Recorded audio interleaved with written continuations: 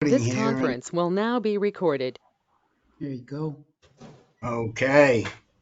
It told me it couldn't do it, but then it rethought. So, good evening, everybody. This is August the 7th for the High Risk Recurrent Advanced Group. Monday night, and I welcome everybody. A quick thank you to our sponsors, Bayer, Pfizer, Myovant, Janssen, Myriad, Telix, Blue Earth, and Bayer. I think before we start, I have a couple of things we would like to do. This has been a bit of a rough week. We've lost two gents in the last 2 days since Saturday. One of whom was not really known to most of you, but very well known to me. He didn't have prostate cancer. He had he had lower tract urothelial cancer, diagnosed stage 4. A little over 2 years ago, I've been navigating him heavily throughout the period, and also provided him with a lot of other support. We sort of knew that he was not going to make it about 3 weeks ago, and he returned home to. Harry, can you please mute? Thank you. He returned back to where his family is in New Jersey with his Brazilian wife, and he passed away on Saturday. His picture is on our in memoriam. Mark Horn is his name. He's been on this group a couple of times because the treatment that he received was very similar to prostate cancer treatment. He had a large mass in his prostate, and so he went through a lot of the things that we are very familiar with here. And lower tract urothelial is a very, very difficult disease to treat, a lot more difficult than prostate. So he dealt with it bravely. The other gentleman who passed away, some of you know, was actually with us last Tuesday. Sometimes it's hard to fathom that. It's Mike Yancey, and he died at 12:40 a.m. this morning. I got a note from his wife, Denise. I met Mike last year when they were traveling. I think Len said to me in a response, he never complained. And I think that's absolutely true. We never heard him complain. His disease got pretty serious. And when he told us a couple of weeks ago that 2/3 of his liver was metastatic, I pretty much knew that he didn't have more than about 3 or 4 weeks at that point. There's not much to do. He had in-home hospice, and how much he suffered at the end, I hope not too much. He certainly didn't complain about it. He was in our meeting, as I said, on Tuesday, and he was in one of the Brad Power meetings on Wednesday. So, it went quickly for him. He was very brave. He really didn't leave a stone unturned. I think I discovered quite recently, probably about 4 or 5 weeks ago, that he really didn't have a GU medical oncologist for various reasons, which I didn't necessarily agree with, but I understood. And we tried to hook him up with Rahul Agarwal at UCSF, and he had an appointment to see Rahul um, on the 22nd, but he didn't quite make it to the 22nd, and I don't think there's much that Rahul could have done. His unique situation was that he had two aggressive types of prostate cancer going on at the same time, and we just couldn't get our hands around both of them. So, his memory is always going to be a blessing to people in this group. I mean, his courage, his desire, his commitment to make it, to go through with his Alaska trip.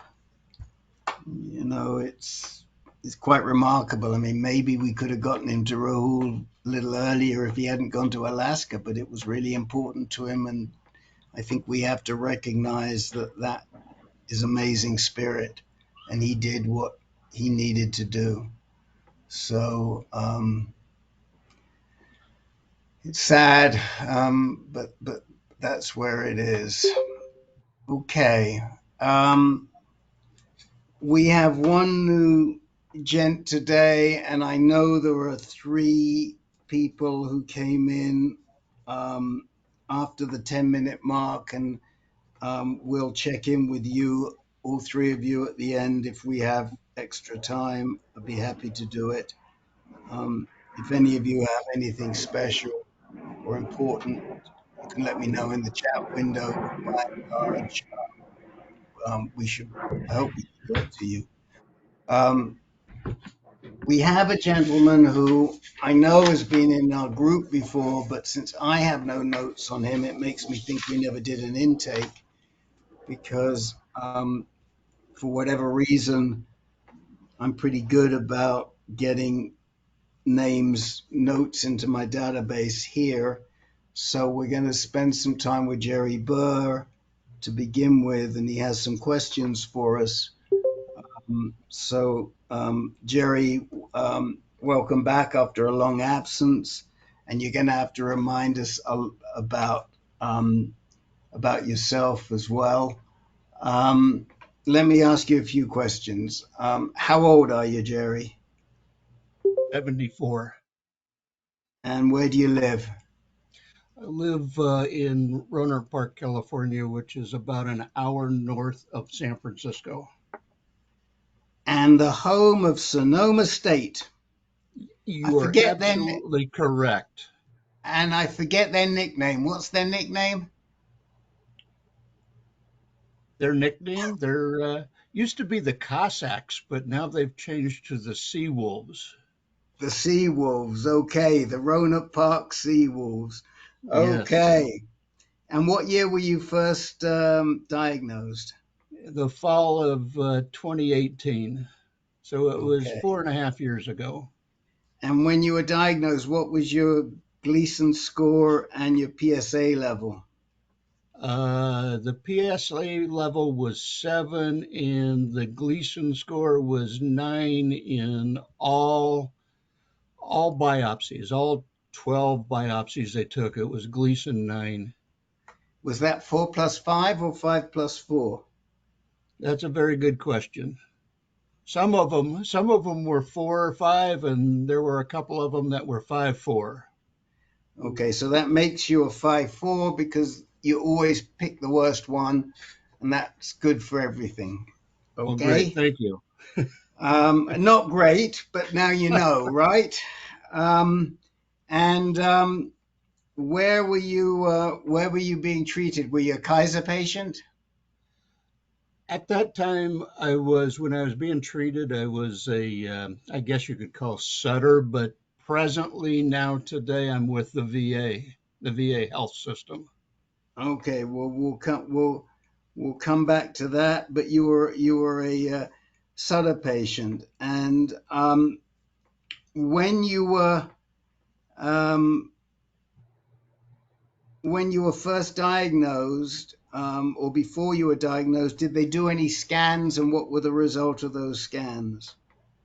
No, to be honest with you, I had back surgery, and when I came out of back surgery, I had a lot of urinary issues, and that's when it all started. I had no idea prior to the back surgery that I even had prostate cancer. Okay. But did they not scan you to see if you had any metastasis at that time? Oh, they did, yes. And it had They did not do a prostatectomy because it was no longer within the prostate. It was in surrounding tissue, but it had not metastasized yet anywhere else. So it was locally metastasized to the bed, etc. But was it in the lymph nodes at that time, or do you know? They did not really know for sure, but they were pretty sure it was in the seminal vessels. Okay, it was in the seminal vesicles, and but beyond that, we didn't really know. So what at that time? What did Sutter do for you? What did they suggest? I went down at UCSF and had high dose brachytherapy at UCSF and went on to ADT for 2 years.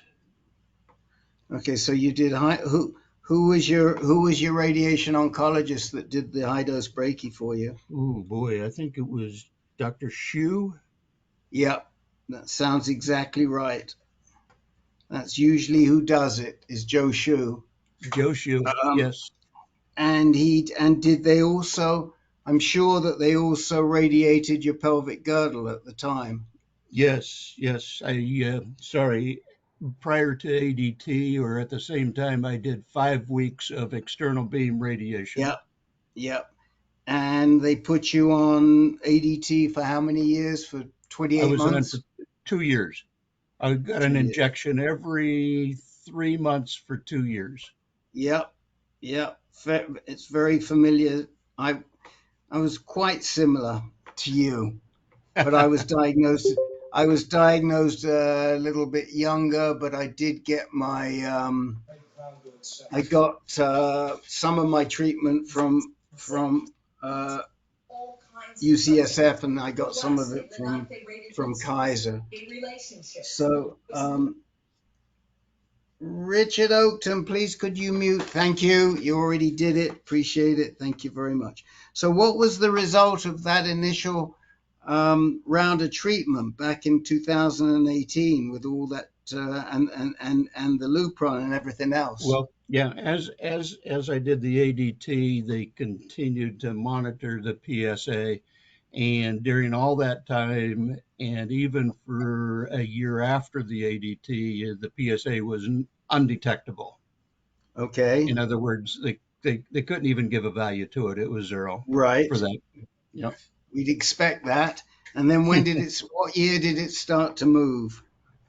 In this last year, my PSA has started to rise. It's not significant, but it went from undetectable to a 3 month period. It was zero point 0.1, and then the next 3 months it was 0.28, and this last one was 2.01.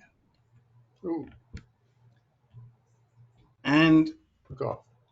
this has all happened in the last 9 months. Yes, yes. Okay. So up until 2022, you were doing good, and in the last few months, and you're no longer with Sutter, you're with the VA. Which VA are you using? San Francisco, VA San Francisco. There's a clinic up in Santa Rosa that I go to quite often too, but it's the VA San Francisco. The Okay, reason why I ended up with the VA San Francisco is that I was over in Vietnam and uh, contacted or had issues with Agent Orange, and the Yeah. VA has a presumptive disease of prostate cancer from Agent Orange, and they have put me on 100% disability because right, of that. right. We're very familiar with that, and you may not know, but we actually have a group that meets on the fourth Thursday of the month in this same room at this same time that is all about helping you navigate the VA. It's not about what to do for your disease, but it's about how to navigate the VA. We have a number of men in this group right now that get the Agent Orange compensation. Many of these guys also um, have dual care. So they have a private system and the VA. Now, in your particular situation, since you're with the VA San Francisco, you may not need that because there are some pretty good UCSF docs that treat there. When you went to see Joe Shu, did you go under the auspices of the VA or did you go? No, Uh, I was no, I that was prior to the VA. okay, so you could Okay. probably have seen Joe Shu under the VA, by the way. No, not that I no, I do not believe so. It's just I had the high dose brachytherapy with Dr. Shu, and that was about it. That was the last time I talked to him at all. But Yeah, but I would really I can tell you you could because my yes, doctor, Mac Roach, who works alongside, sees VA patients, and I'm pretty sure Joe Shu sees VA patients.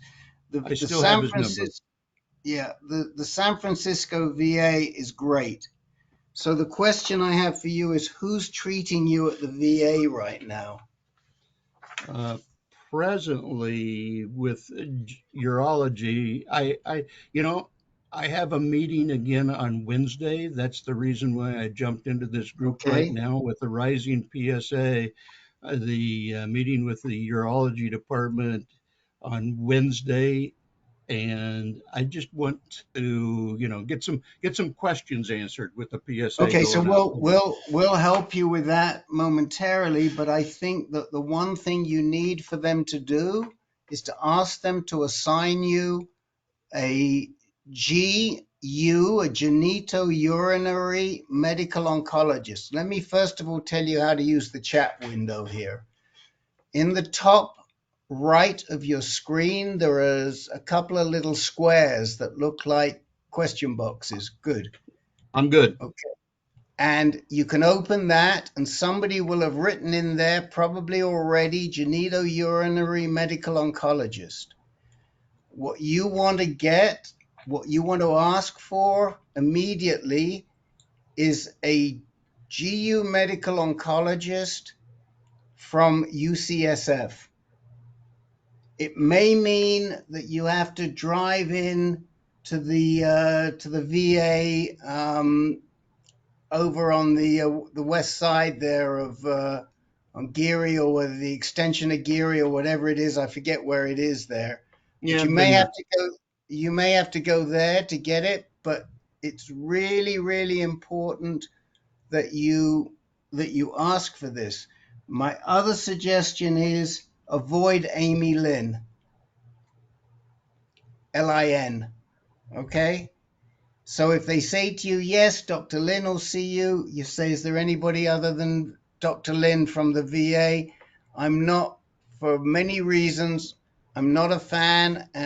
If you had to see her, I guess it's okay, but my experience is that I'm not a great fan of hers. But she is pretty well qualified. All right. Now, Thank you. let Thank me you. before we throw this out, have you had any since your PSA started to rise? Have you had any scans of any sort? No, but that was one of my questions. Is it time for the Yeah, PCMC or PCMA PET scan? yes, it is, and we'll cover that when we throw it open. Um, have you ever had any sort of genomic or genetic testing? No. Okay, so another thing to put on your list is that you would like both genomic and genetic testing. They may they may want to see the results of the scans before they do the genomic testing, but go on record that you've requested it. The genetic testing they can do right away. Okay, the difference between the genomic and the genetic is the genetic testing will tell you about what you might have inherited from your parents. The genomic testing will tell you any mutations that you possibly have that you've made yourself as from your own tumor. Do you have any cancer in your family? Not that I know of. Good, good, good, good, good. Both my mother and my dad passed away early, so I don't know if they, prostate cancer. Well, I'm pretty sure prostate cancer when my dad passed away was not, under the radar at that time. Okay, so Jeff Marchi has put in the chat window a link where you can get a free genetic test. They'll just send you a swab, and then there's counseling involved. But as soon as you ask for it, as soon as you ask your VA UCSF doc for it, they'll also do it for you right away. Okay. Very good. I'm copying and pasting right now as we talk. Okay. You can also download it if you hit those three vertical dots at the top and tell it to download. It'll download and you can find it in your documents file afterwards, so you don't have to do your copying and pasting right now. But that's just another alternative. So, Already done. okay. Now, I'm throwing it open. There's going to be a bunch of suggestions, so you can take them down. Who would like to start in terms of, and guys, if you can use the hand up, that would help me. You don't necessarily have to, but if you can, who would like to start in terms of navigating Jerry when he goes to see the VA this week? And if nobody's gonna step up, I'm gonna pick on Joe Gallo. Very nice of you. Thank you. Okay, you go first, and then we'll go to Peter, and then we'll go to Bob. But I really would like you to start, Captain Joe, because you know that VA system pretty well. And UCSF, I will say that, San Francisco VA is one of the best in terms of how they work with UCSF. So go ahead, Joe. They're real good, and they will also probably offer you the PSMA PET scan, okay, which is going to look for any additional or further metastasis, and it's a very much more detailed scan than what you would get from like a bone scan and a CT scan. So that'll really give you a really good look. What happens is you get a radionuclide injected. There's a little bit more to it, but that happens, and then it will actually light up on the screen, and they'll be able to track that. And then depending on what they see, will determine what you do further for treatments. Do you know if they do that right at the VASF? I think they have it. I think they have the equipment on site. Okay, very But I good. really don't know. I'm from the East. Yeah, my guess is they'll send you over to UCSF for it, probably to either to Mission Bay or to Mount Zion is what I would guess, but I'm not sure. So, and you should get a result where you are, and we'll be able to see exactly. And at that point, you'll come back to us, and we'll work with you and the medical oncologist, and we'll make sure that they're doing what we would expect them to do. We don't know. I mean, likely they're going to ask you after they have the result to go back on Lupron. If the urologist you see says, "Oh, I want to put you back on ADT right now," you say, "Absolutely not until my scans are done." Oh, very That's good. where the GU medical oncologist is your key at this That's stage. right, exactly, because a GU Okay. medical oncologist is never going to tell you to do that. Okay. But the urologist that you see first time may not be that experienced, may not be a UCSF, Where are you seeing up in Sonoma, or are you seeing them at somewhere else? No, the VA, a video conference on A Wednesday. video conference. And where are they? Where are they? They're Well, they are at the VA San Francisco. oh, okay. So you may get a young guy, you may get a younger urologist who's actually works out of UCSF, Understand? and then for sure they'll be on top of it, but you may not either.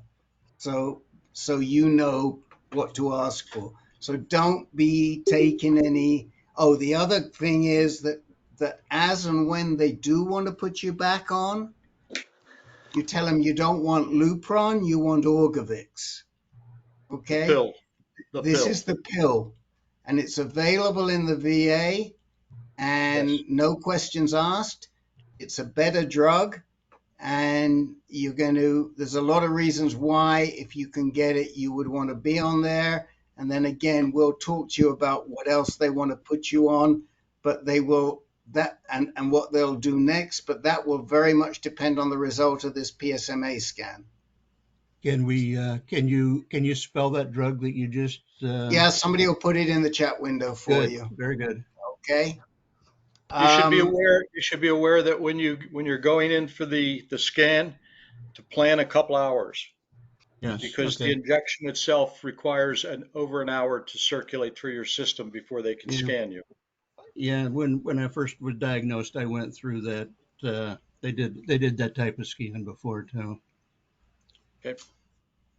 okay, so I will say this, and this is really encouraging. I mean, if you went through your original Breaky with Dr. Shu back in 2018, it means that your hormone therapy um, wore off by 2020. So your disease has been dormant for the last couple of years, and so that's a really good sign. So hopefully we can manage you. Peter Kafka. Yeah, mine's a question um, about the VA.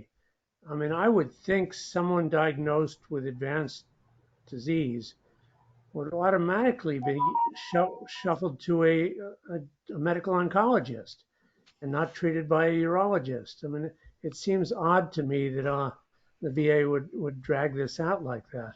Am I missing something?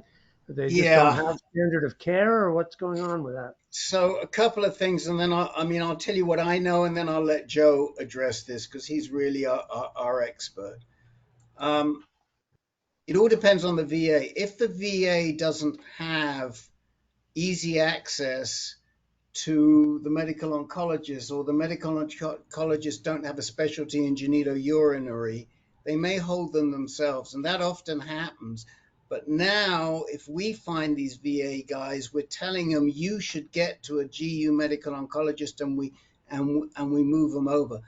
UCS, Sure. VA San Francisco is one of the best in terms of getting a GU MedOnc involved quickly, because they're all available, because there's so many.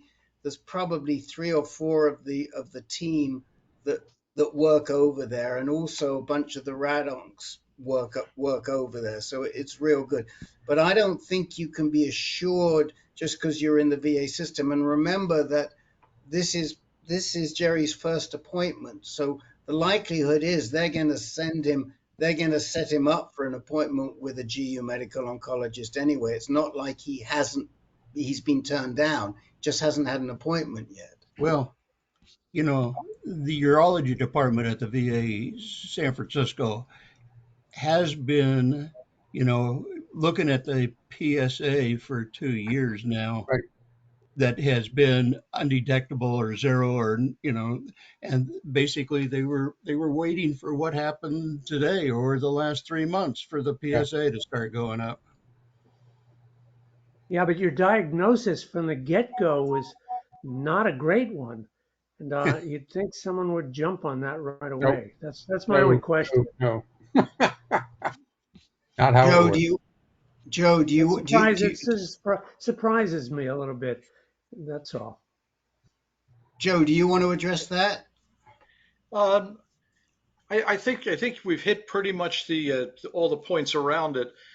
Since we do meet weekly, after you have your session this week, even though it's a telemed, uh, if they give you any problem with that, definitely get back to us, or you can get back to me even more specifically, and I can run them up through the veterans group, our internal veterans group, as well as the VPCA, the Veterans Prostate Cancer Yeah. Awareness Group. So we might be able to rattle some cages. But Oh, my guess is that most of what we've seen there, especially like UCSF and all, you'll uh, you'll be seeing people out of UCSF who are doing time with the VA. Yep. So, just a point that Dr. John made, and you should know Dr. John spent all of his professional career at the VA. He says that the VA doesn't use brand names. So Orgovix is a brand name, and someone has put in its regular name, Dr. John, its generic name, which is Relugolix. Relugolix. It's in the chat window. You'll find it later. Dr. Uh, Bob, what would you like to say? well, I know nothing about the VA, but just a question about somatic or genomic testing. With it being 5 years since having a biopsy, might a liquid biopsy be more, current in terms of what's going on? Okay, so I think the answer to that is let's see where first of all, I would not recommend, if we don't give medical advice, but it would not be wise to use the old tissue. So at this point, um, the options are either to find a new site, which the PSMA scan may turn up for you, or, as Dr. Bob says, to use a liquid biopsy. But the PSA at 2 is a bit iffy. You may not see anything, but we don't really know. But I don't want to get ahead of ourselves. There may be a lymph node or something that's easy to biopsy, and we'd go from there. very good. Thank you. Yeah, and Um, the liquid biomarkers are basically urine tests. So, no, and no, a no, lot no, of no, no, no, no, no, no, Joe. Not for somatic. Hmm. Oh, It would be a blood test, and they'd send it off to Foundation Medicine or somebody the, similar. And which this is not the same test as we'd be doing if somebody had early disease. The sort of tests correct. that Yeah, I was I Todd was I was Morris. going, I was going to get into that too, but that's all right. I stand corrected. Okay, Jim Marshall. Jerry, you should join our group, okay, at the end of the month on with the vets, because there is a lot discussed about that. Plus, also, are you a military retiree? No, Okay, I'm I was I just actually, curious.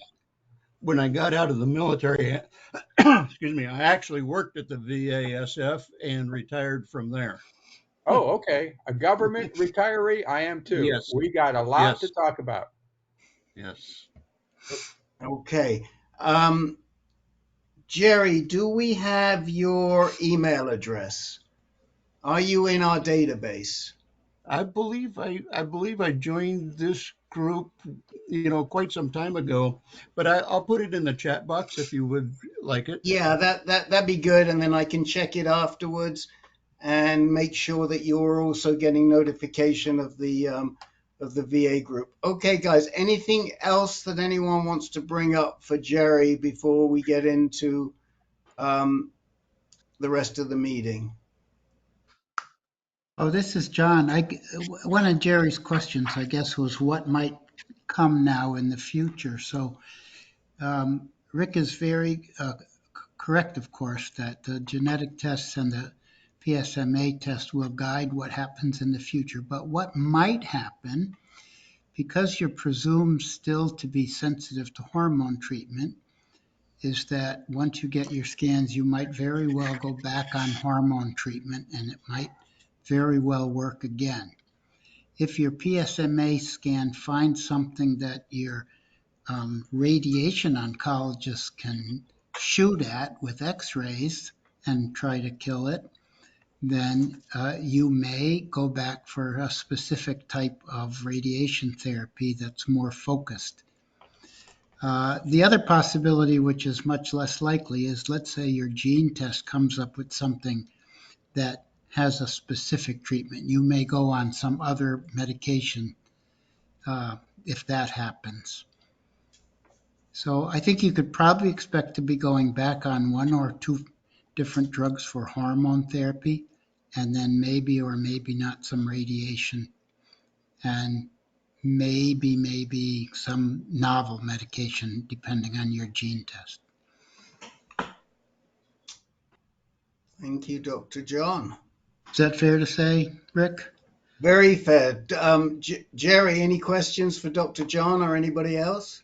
No, but can I say thank you all for listening to my story and helping me through this this journey we're on. Appreciate it. It's a pleasure. It's what we do. We hope to see you back next week. Next week's meeting is the 15th, Tuesday the 15th. Everybody make a note because it's not the normal fourth Tuesday because of this weird August schedule. And we're very happy to see Ben Nathanson with us this week. Since he managed to get this one in. And next week, don't forget, Ben, it's the 15th next week, okay? Okay. Right. So now we're going to move to the people that needed time. And again, if we move through everybody, I'll get to everyone who came in after the 10-minute mark and we'll check in with you. And there's a likelihood we probably will. Chip, I saw your question in the chat window. Somebody will hopefully respond to you there, but if not, when I come to you, we can talk to you about the difference between the pill Okay. And the other issues. So Thank you. I have a commitment.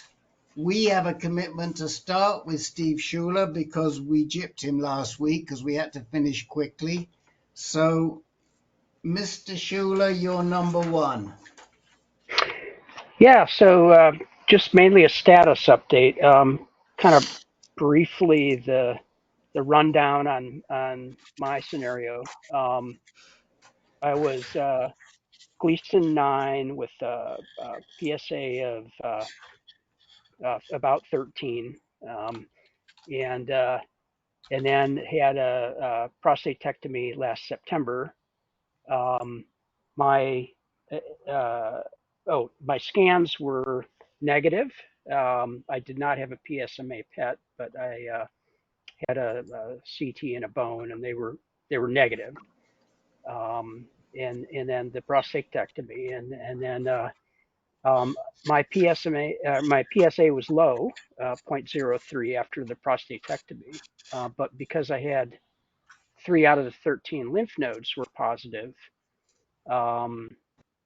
With lymphovascular invasion. I decided to be aggressive about it, and so got a course of radiation, EBRT, and now I'm on Lupron.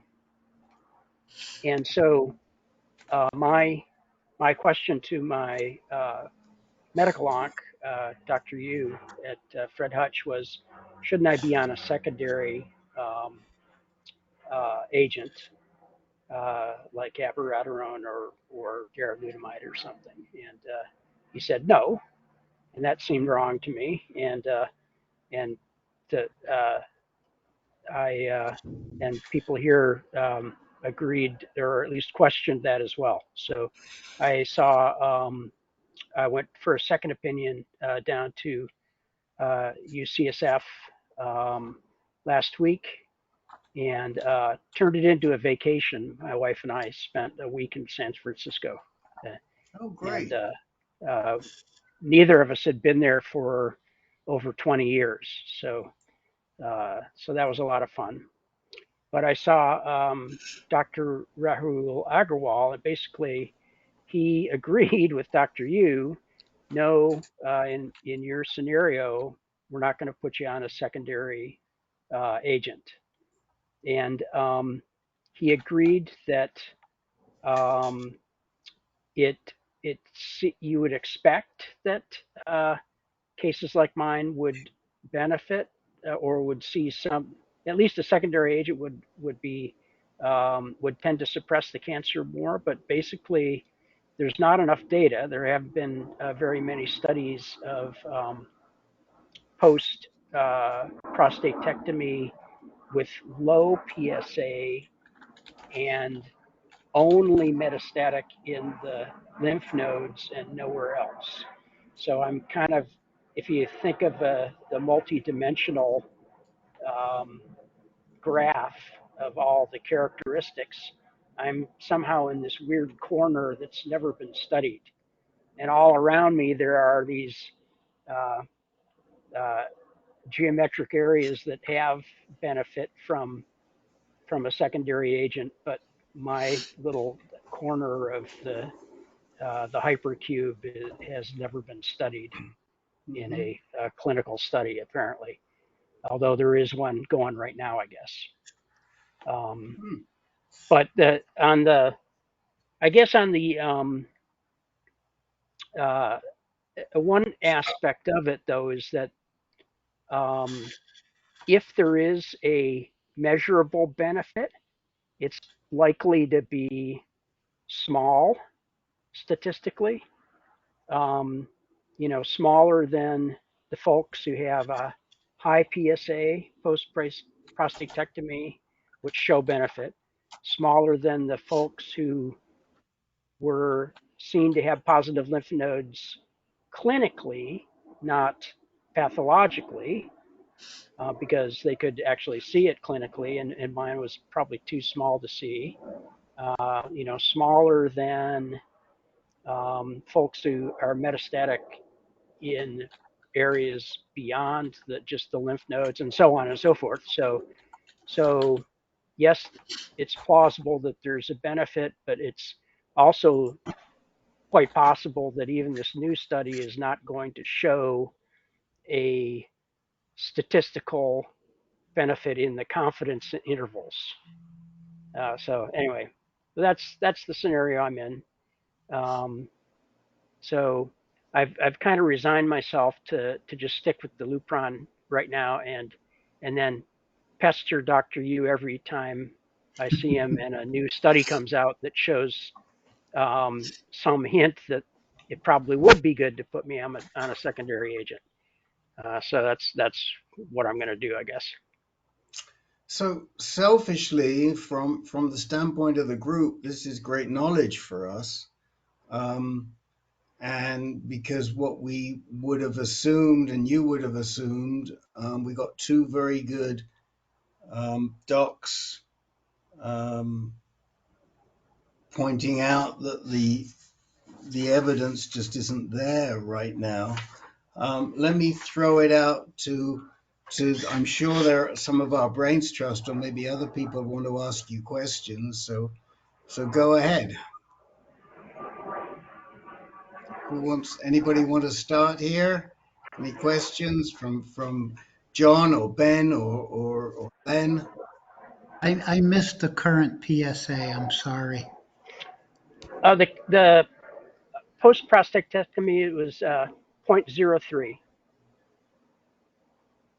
And and that's your right most, now well, I think it's below that now, but then I'm on the Lupron and also after the radiation therapy.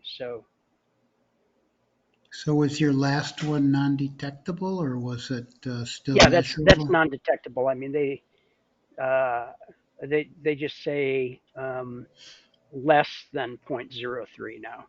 Before it was 0.03, so not less than 0.03. I guess they're only admitting that their machines are good Right, statistically to right, 0.03. So anything right, else is less than 0.03. right.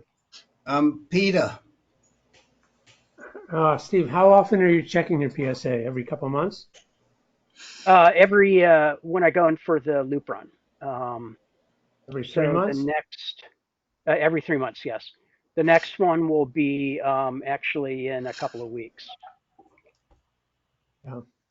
I don't know if it was me, and it was me at one point a long time ago in a like slightly different situation.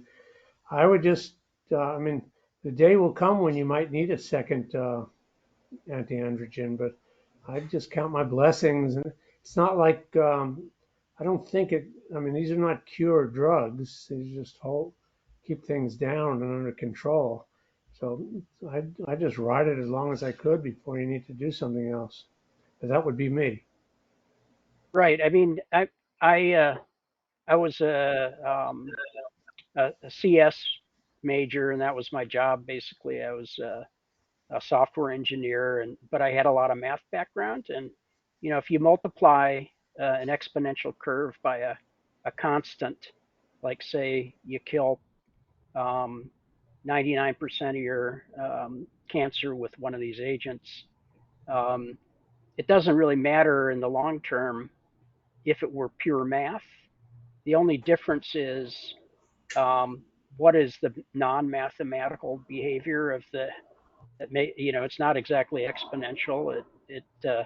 You've got mutations, you've got scale factors of the communication between the cancer cells and so on that make it not an exact exponential curve. So that's the only so reason to treat it earlier. But all right, but the other side of it, and it's really the old-fashioned thinking, is um, ride out the treatment each treatment leg as long as you can, because you're gonna finish up with the longest period of managing this disease by going sequentially. I mean, the doublet and the use of doublet and triplet therapies early in the disease has been probably something we've seen more in the last 5 years, since maybe 2017, 2018. I mean, the studies started coming out a little before then, but in terms of implementation, we've sort of seen it since then. But I think there's good reason. Anyone else have good reason to go the route that you're going? Anyone else have any questions for Steve?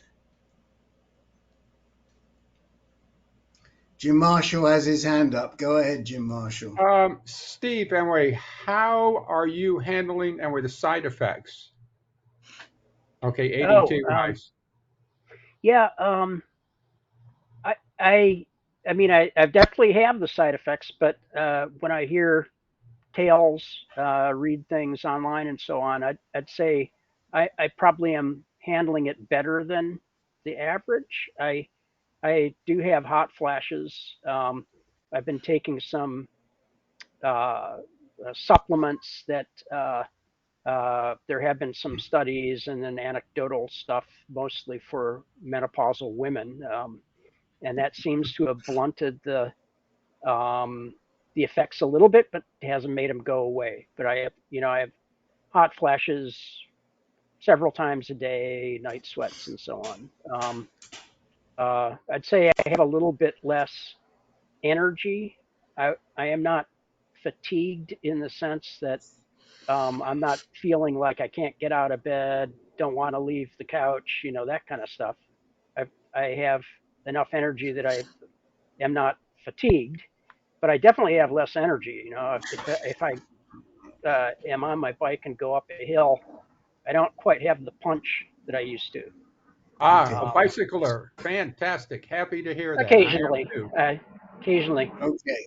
my So my brother was a professional bicyclist, by the we way. need to move on pretty quickly. I know Jimmy's got a question. That'll be the last one, and we'll move on. I just want to say very quickly, if you don't know about the Ember device, check it out. EMBR. It's a wristwatch. It's a gizmo that goes on your wrist. A lot of these guys are wearing them. Look, Dr. Bob just held his hand up. Other guys have got them. Jeff Marchi. They manage your hot flashes. I will, just as a sneak preview, we're in discussion with Ember, and hopefully they're going to do a webinar or a seminar for us to explain how these work, talk about the new improvements and different things. We'll do a branded webinar only because they have no competition. So we'll make an exception for them. And we know our guys love the Embers. ANCAN50 is the discount code, but you can also get it. You can get that discount pretty much anywhere. It's something on my to-do list, but check out EMBR. And somebody, let's see, Joe Gallo put put it in the chat window for you, Steve. Last comment on this one goes to Jimmy. Yeah, hi, Steve. I would ask you what it is that you would hope to get out of this second drug, but that's rhetorical. I know you're hoping for the best possible result. But I was metastatic to a lymph node after prostatectomy, and I was advised to take a clinical trial that had a second line, plus Lupron, plus irradiation, plus chemotherapy. And I know that at least in terms of the chemotherapy, I was probably given something that didn't do any good for my condition. And the thing about overtreatment is you'll never know if you have something that you didn't need later on. And I think you will find that the addition of something else now when you're undetectable, again, you're just not going to really, you're not going to discern a benefit from it. If you continue to ride this, then it's there later. And I don't know if sequential is better than triplet and doublet, but in your case, you sound very similar to me. And if I were you, I would sit well with it. And that's just what I would do if I had to do it over again. Yeah, Can I just tell I'm you, not Steve? feeling badly. I'm not feeling badly about this, so I'm not like frustrated or something like that. I'm feeling okay about it. So Good. And by the way, Jimmy didn't have any hair before the chemo. That's not a that's Yeah, it's not a factor. okay. But he's one of the best looking guys we know with no hair. So we're gonna move on because I want to try and make time for the guys that came in late. And next person up is Joe Blanchette, who's in Houston today. Yes, I'm coming to you from Houston, Texas. I'm staying at the courtesy and graciousness of the American Cancer Society, who offered me a big discount. I only pay $44 a night for my motel room. I'm at the Extended Suites America, and I'm only about 6/10 of a mile from the Houston Methodist Hospital here. So thank you again, American Cancer Society.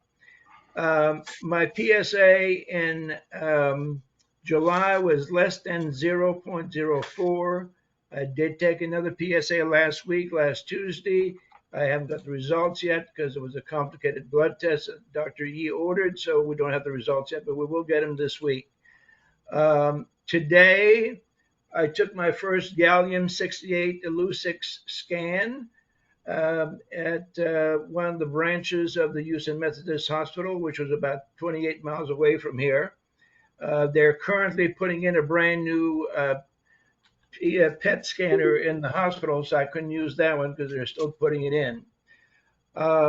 Tomorrow, I do 3 MRIs back to back.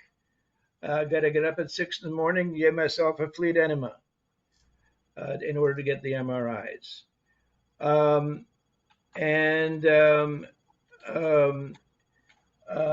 Thursday, I see a neurosurgeon.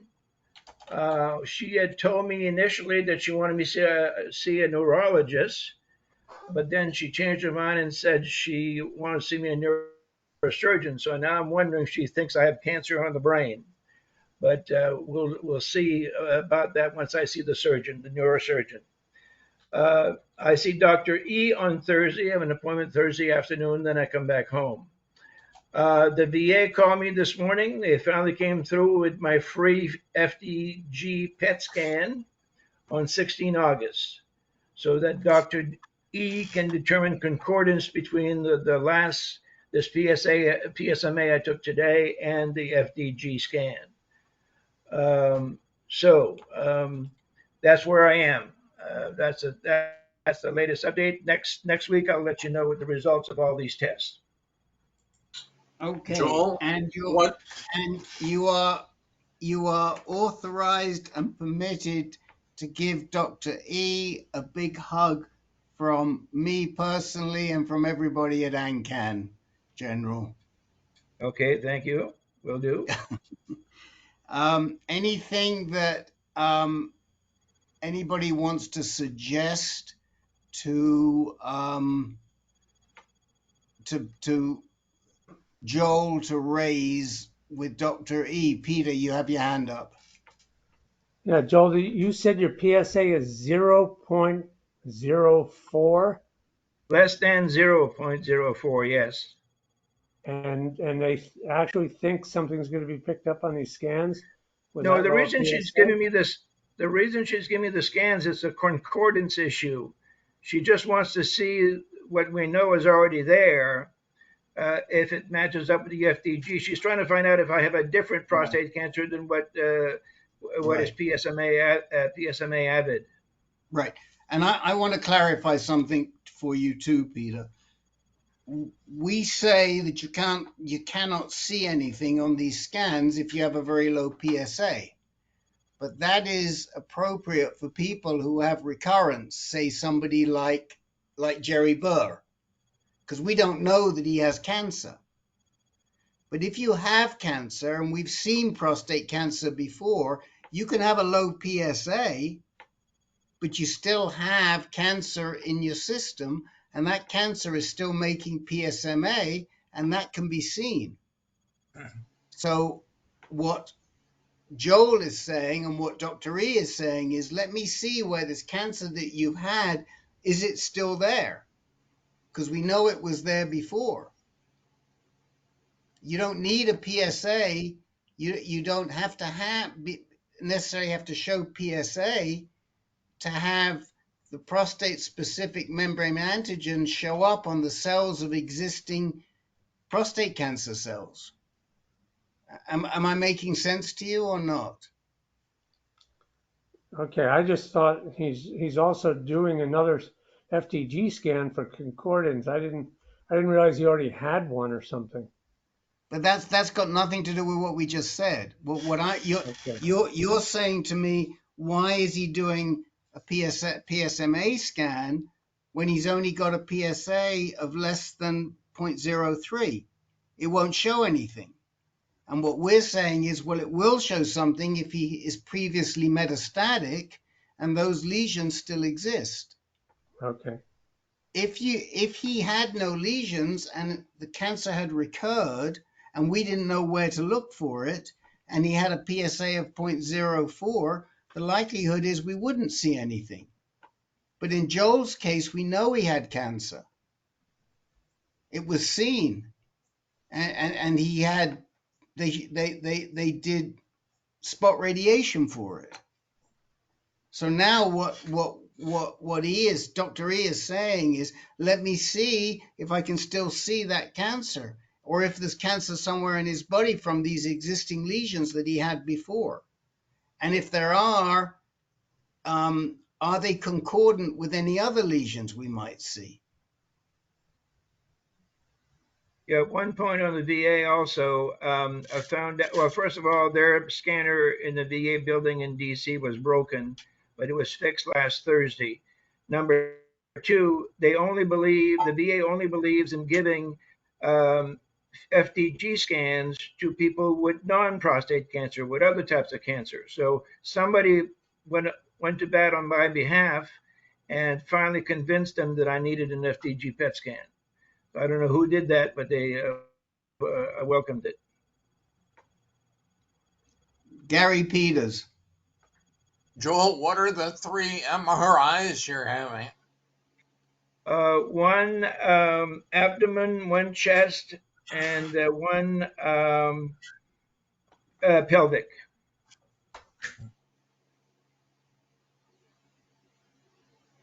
All right after each other tomorrow?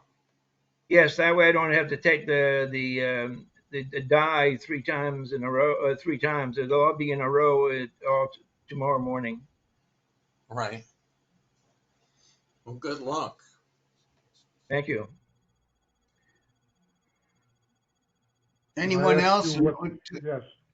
Yes. Let me ask a question. Go ahead, Jack. What did she say she was looking for with the MRI? Is she looking for bone lesions specifically, or? Well, I had based on I've already had 5 PSMA PET scans now. The first were DCF PYL. The last PSMA PET scan I got had 13 lesions in all over my bones, spine, and ribs.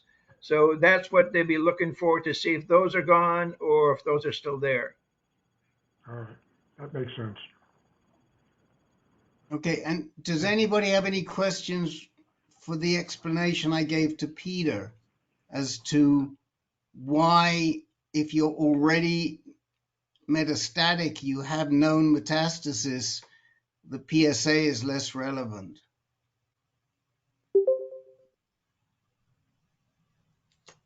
Okay. All right. Yeah, Rick, I didn't actually understand that because I've always heard you have to have a PSA of, at least, 0.6 or something in order for PSMA PET to show anything. So, Well, that's true if we don't know where your lesions are, because what the PSMA is doing is it's telling us where the lesions are, and very often when your cancer recurs, you may not have many lesions. right. And so the likelihood that below 0.6 you'll see something falls dramatically. Although I refer you all to the article that embarrassingly, and I didn't credit him for it, Dr. John saw several months ago and just came to my attention this week, that I featured in this week's reminder, about what Dr. D'Amico. D'Amico, Amico, Dr. right. D'Amico says, and I don't want to get into that, but but if you haven't seen it in the reminder, it's important. Yeah, I But saw that. but that is a different situation from somebody who has known metastasis. Because if we know you have metastasis, if we know it's in your bones, or it's in your, God forbid, in your lung or your liver or wherever it is, it's going to show up on a PSMA scan notwithstanding, if you make PSMA, if you're PSMA avid. So, because, yeah, if you don't know that you have cancer, you might see some nondescript spots here and there, but you can't diagnose it as PSMA activity unless, yeah, I'm just a little confused. But anyway, Okay, that's all right. I take your word for it. if you have metastasis, if we know you have metastasis, doesn't matter whether your PSMA is 100 or 0. If you make PSMA, it's going to show up. In your case, Jeff, where we don't know and we hope you don't have metastasis, right, the likelihood that something is going to show at a very low PSA is very, very low. But if you have metastasis and we know you have metastasis, it's going to show. It's a different situation. If you know you're metastatic, it's a different situation to if you're not sure if you're metastatic or not. Okay. Yeah, I went through your situation 4 years ago. That's why I went to NIH for a clinical trial with the DCF-BYL. then I found out that I had metastatic cancer. But now I already know that. Then it's just a matter of comparison. Maybe the FDG scan will in fact show some cancer that the PSMA is not catching. That's not catching. That's for concordance. It seems like you're still puzzled, Jeff. You're not. That's okay. I don't want to take too much time. I guess I need to do a little background reading on that. Well, So, no. I mean, if you have, I'm going to try one last time and then we'll move all on. right. If we know you have metastasis and you make PSMA, Yes. we know you have. Let's say we know for sure you have metastasis and you make PSMA. Is that going to show up on a PSMA scan? I guess you're saying it will. Well, it will because it's sensitive to PSMA and you're making Right. PSMA. But I don't know what the threshold is for that. But yeah. There's So it's no very sensitive. threshold. The PSA is not related to the PSMA. Right. But there must be a PSMA threshold also. But anyway. That's why we need to know if you're PSMA avid. If you make PSMA, you make PSMA. Has do you know if you're PSMA avid? How do you find that out? Well, that's a really good question that Dr. Jack has been playing around with for quite a long time. It's difficult. There are certain tests that you can do, but they're very, very hard to come by. And basically, the way we tell if you're PSMA avid is by doing a PSMA test and seeing if it shows anything. So early on, for people who don't know if they have metastasis or not, but let's just say that you did an FDG PET scan and we saw a big mass that we thought was prostate cancer, we could check and see if that showed up on the PSMA scan. If it didn't, we would probably think, no, you're not PSMA avid. If it showed up, we could say you're PSMA avid, even if your PSA is undetectable, because the cell is going to express this protein on its surface.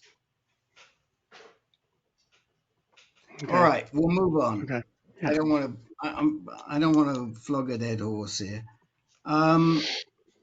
We are going to John Kish. Turn on that microphone, John Kish, and ask the guys the question you raised with me. Are you there, Mr. Kish? Can you hear me? Come on in. Yes, we can hear you. Go ahead, John Kish. I've been off Lupron since October, and my PSA was 0.05 then. Then it went up to like 2.6, then 6. And then the last one, PSA went up to 1.8. And I don't really want to go back on Lupron, but how long can I wait before going on Lupron or another ADT? All right. How long can you wait? If Len is still with us, he was having trouble. This is right in his ballpark. Are you with us, Len? I don't think he is. I think he was having trouble. All right. Who would like to take this one on? How long can you wait before you go back? And at what level do you go back? Who's been on intermittent and has been through this? My doc says Dennis Correa. Let's go to, he got his hand up, and then I'll go to John. Yeah, Go ahead, for Dennis. me it would be how fast is the PSA rising over time? What's the doubling rate and so forth? And when you get to that point, that might aid your decision. If it's moving fast, I think you get back on it, or whatever your doc would say, or maybe it's the second line anti-androgen.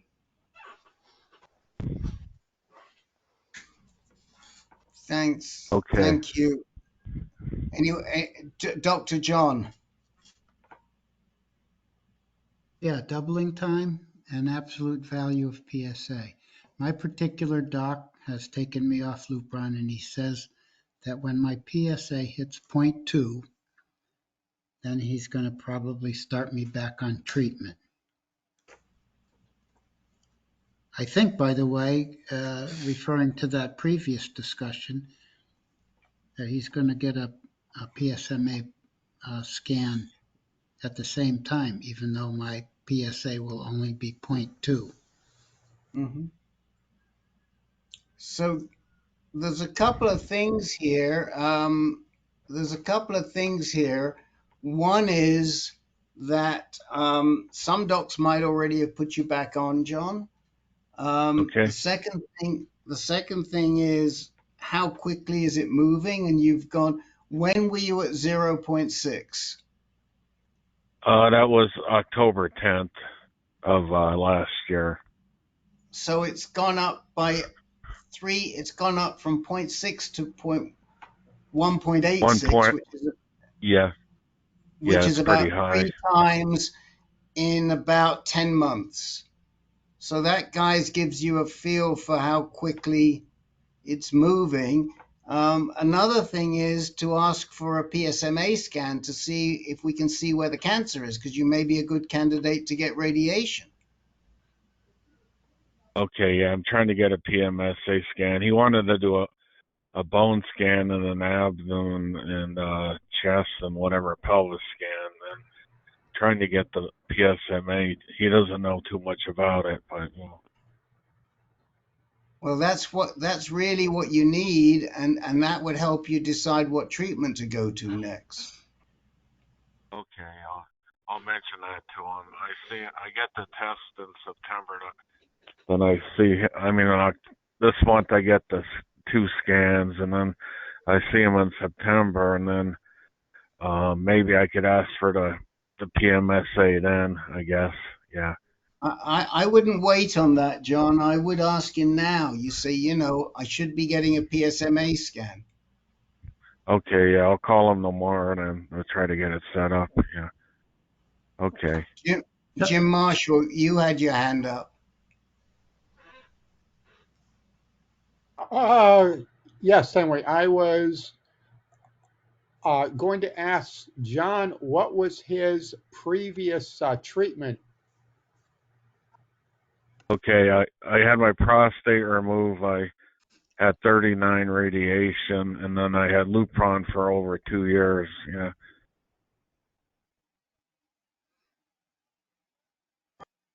Okay, thank you. Did you hear me?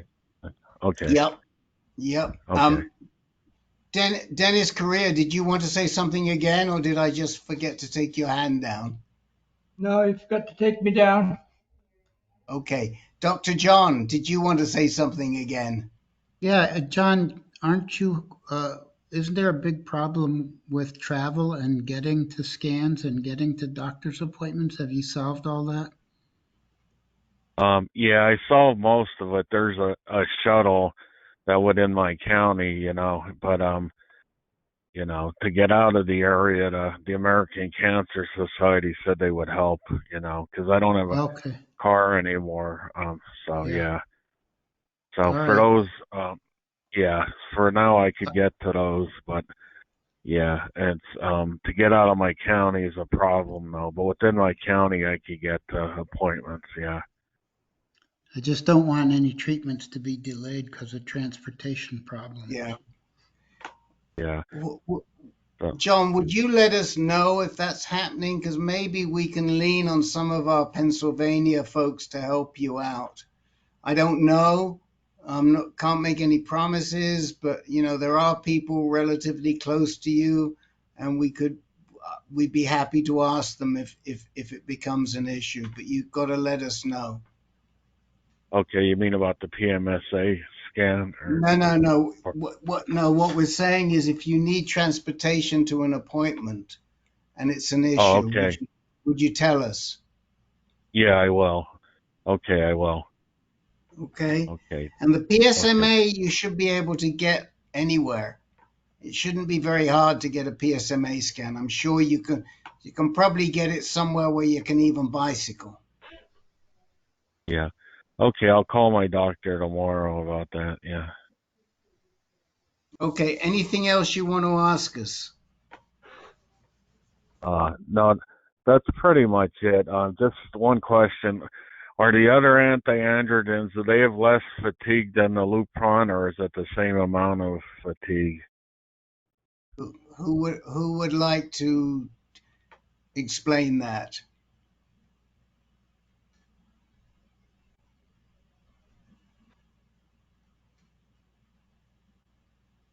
Come on, guys. We're all a little bit different. We all react a little bit different, and we all react differently to different drugs too. There's no telling. Um, one thing's kind of a given is that most guys on enzalutamide feel it pretty heavily, but not everybody does. So, but other drugs maybe not so much. So I'm going to give you another nuance that I was hoping somebody else would suggest, which is that usually they're going to prescribe two of these hormone therapy drugs in conjunction, depending on what they see. So it'll be Lupron or one of the drugs similar to Lupron and one of the secondary drugs. However,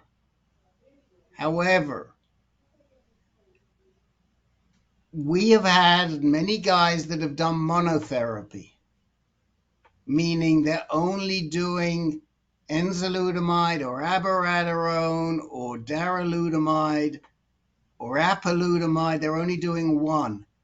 A medical oncologist who isn't familiar with prostate cancer is probably going to discount that. They're not going to understand it, and they're going to tell you that's not possible. You may do better on just doing monotherapy. And that's why we want you with a GU medical oncologist who would consider it. Putting you, for example, on monotherapy, darolutamide may help you. But that's only going to happen if we can get you to a GU medical oncologist. That's what some of our guys here, like David Muslin, that's what he's doing right now. And other guys are just doing monotherapy, darolutamide. But it's a very nuanced treatment, and it requires a sophisticated doctor to put you on that treatment, John. Okay. Yeah, I'll probably have to get like to Philadelphia, I guess, to get some doctor to try that, I guess. Yeah. Yep. We'd send you to somebody like Dr. Gainisman and ask him whether he would consider doing that for you. He's the sort of doctor, or doctor, or even better than him, probably Dr. Narayan at UPenn, who's a good friend of ours. And he might consider doing something like that for you. So you'd have to go to Fox Chase or to UPenn for them to seriously consider that. Okay. Yeah, I'll get the PMSA PET scan first, I guess, and I'll try to contact one of those Philadelphia doctors. Yeah. I tell you what, you get that PSMA scan and you'll come back and talk to us about it, and then we can help you and navigate you and try and get you to one of those doctors. Figure out how to get you to one of those doctors, okay? Okay, yeah, I'll let you know as soon as I get it. Okay. Okay.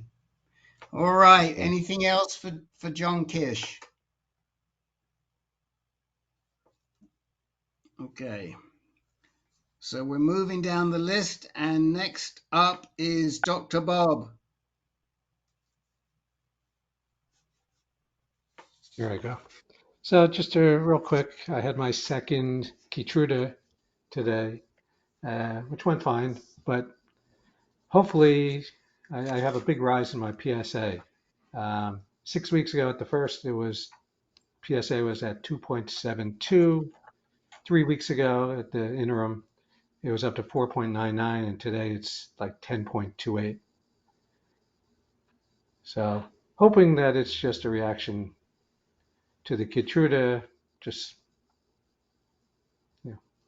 doing its thing. Beyond that, I'm also on monotherapy, just Lupron, because I failed abiraterone, and my doc felt the side effects weren't worth the chance, with the chances of something like enzalutamide, you know, not chances are it wouldn't work or wouldn't work for long. So I know I've been talking to Peter, and he had a bit of a rise in his PSA in the beginning with Keytruda. So hoping for the best. So that's about it.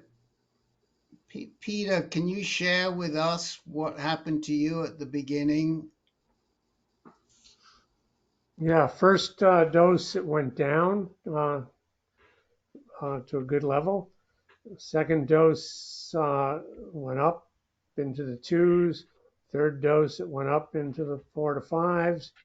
Third, when I was ready to take the fourth dose, it was up to 7.5, and we pulled the plug. And the doctor sent me back to Hawaii, thinking this is not working.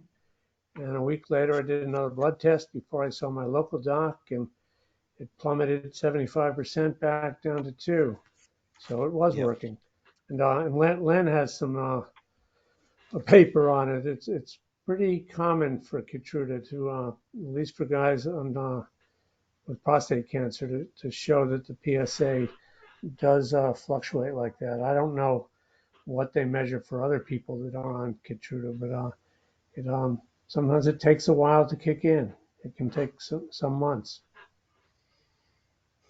Thank you, Peter. And you know, we've seen it before, Dr. Bob. I mean, what you're seeing is, we hope, is the death of these cancer cells, which in turn are throwing out a lot of PSA as they die off. Yeah, I mean that's what I'm hoping. I know that happens with chemo, so I assume anytime you start killing cancer cells, that can happen.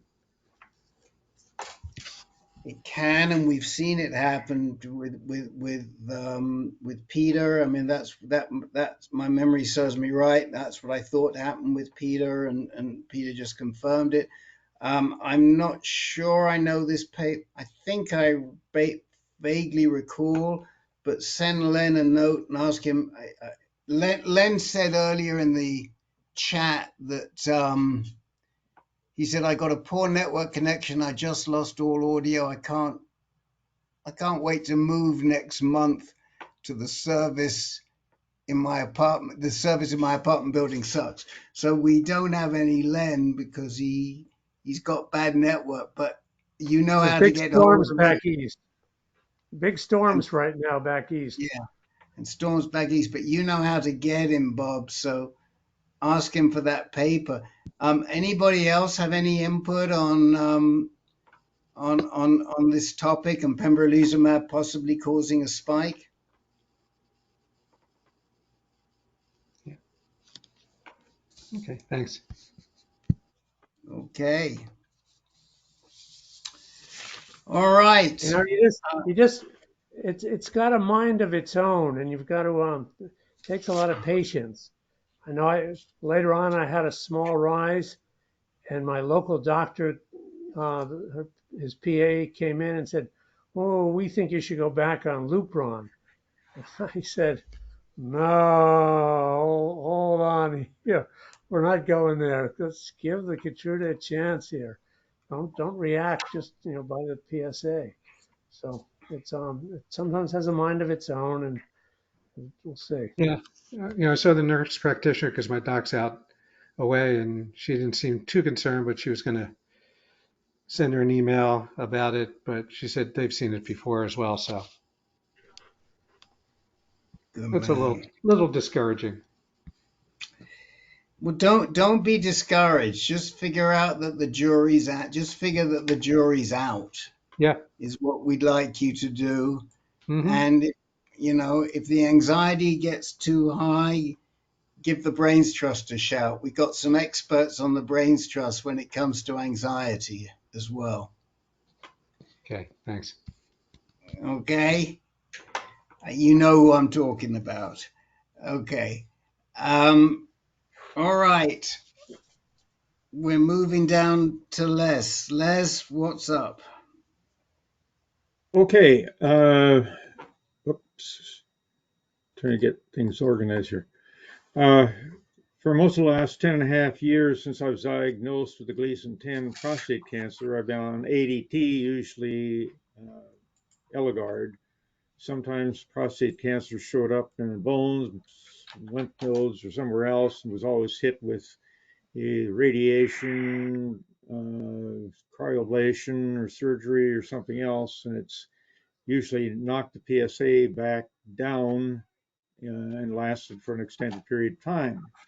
More recently, the grace period has been rather short. The radical organectomy to my left testicle brought the PSA down sharply, but it quickly rose to 7.3. The darolutamide brought the PSA down to 0.8 within 26 days before we started on chemo. And about halfway through the chemo, the combination had brought the PSA down to as low as 0.35, but then started rising again to 1.0 before the end of the 6th round of chemo. So the combined Eligard, darolutamide, chemo was not holding the PSA back very much. Granted, the PSA is still rather low at 1, but it's on a sharp rise. They're putting me on lutetium 177, Pluvicto, starting this August 22nd. My concern is that I don't know of anybody personally that's been on this, and I don't know what the side effects are going to be. We've tried reading on the internet and get some conflicting reports. Some of the things that they told me, well, that's wrong. But the thing is, how radioactive am I going to be? Okay, let me stop you there, Okay. Les, because you've been attending this group regularly for a long time, and when you say you don't know anybody personally, you know lots of people in this group who have been on Pluvicto, right? Well, I know. I could remember only one offhand. Well, I'm sure that Len or somebody could have helped you. We've got loads and loads of people that we are happy to tie you into who have been on Pluvicto. Who right now has been on Pluvicto and would like to give Les a heads up on what to expect? Mark Finn, you have your hand up.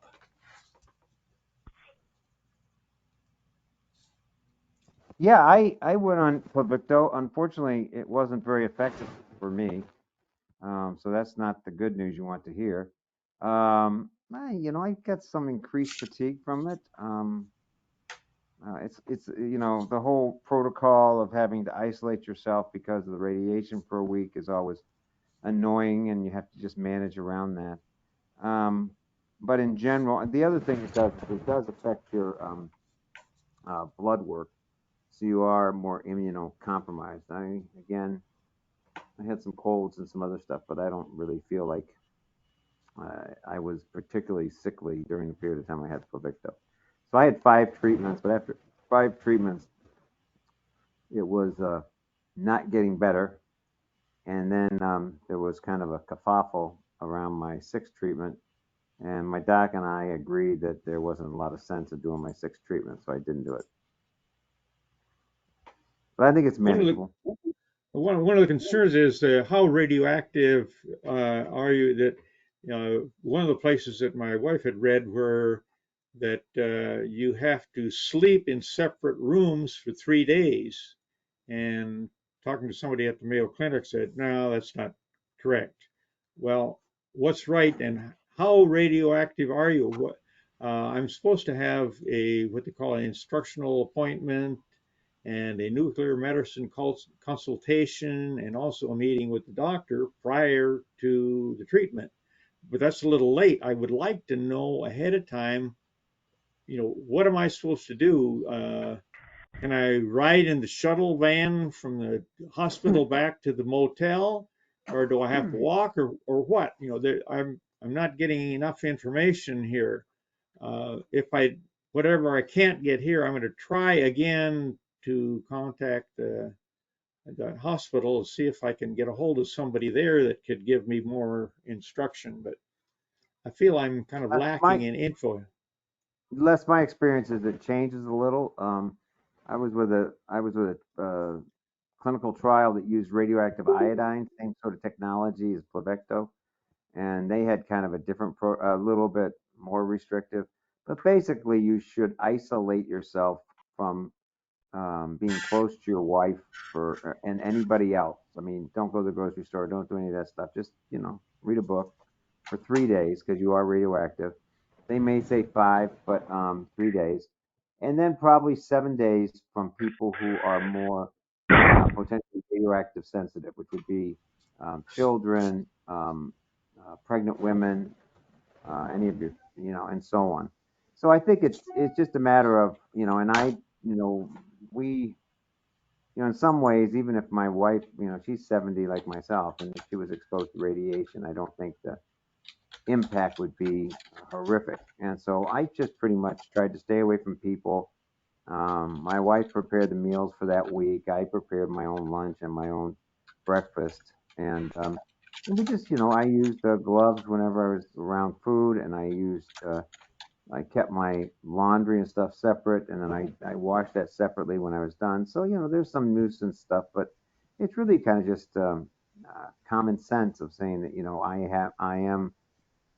I am radioactive, so I'm just going to be a little bit more careful around people and so on.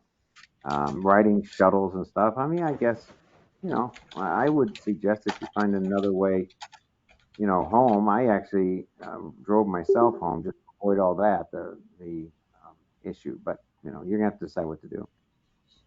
Well, that's the thing. Like we ride a shuttle from the motel to the hospital. How do I get back? Get an Uber. There's lots of Uber drivers. We'll just expose them. Right. Yeah. Well, that's the problem. I didn't want to take a taxi because, you're in close proximity to somebody else there. So. No, I think you can ride in a taxi. Just make sure you're in the back seat, which you will be probably anyway. So probably don't take a shuttle because you could end up sitting next to somebody. So you want to be in situations where you can control who's near you and control who's potentially exposed. And if you're not being able to do that, then think for other alternatives. Yeah, so I can tell you that Herb, good rest his soul, used to drive himself there and back, and he did sleep in a separate room for 3 days after each treatment. I know that for sure. Let me go to the hands up and see what they can contribute. Cliff. From my readings, I've found that it does affect your salivary glands, and that's irreversible. So that's the only thing I can tell you outside of of course, the radiation. But the salivary glands is what everybody has complained about mostly. Yeah, it's not irreversible. I mean, it just takes a while to wear off. Okay. Okay. Dr. John. I got some guidelines here out of the literature. It's almost exactly what Mark said. Close contact is defined as 3 feet. So avoid close contact with household contacts for 2 days, or with children and pregnant women 7 days. No sex for 7 days. Sleep in a separate bedroom for 3 days. Avoid children for 7 days. Avoid pregnant women for 15 days. I brought up this with the sleeping in separate bedrooms for 3 days, which my wife had read, and Mayo Clinic said, no, it's not necessary. Okay, well, you can believe Mayo Clinic, or you can believe what they say on the website. You could look at these come off of the Pluvicto. These come off of the Pluvicto website. So we can only tell you what they're instructing, but if you prefer to listen to Mayo, then it's your choice. Gary Peters.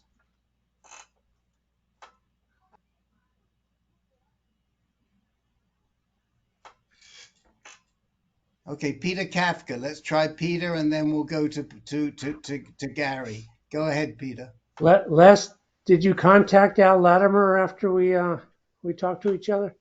Not yet. I've got his phone number. I was intending to Yeah. do that, but He'd be glad to have to talk to you. I put him in touch with somebody else, and they've already talked too.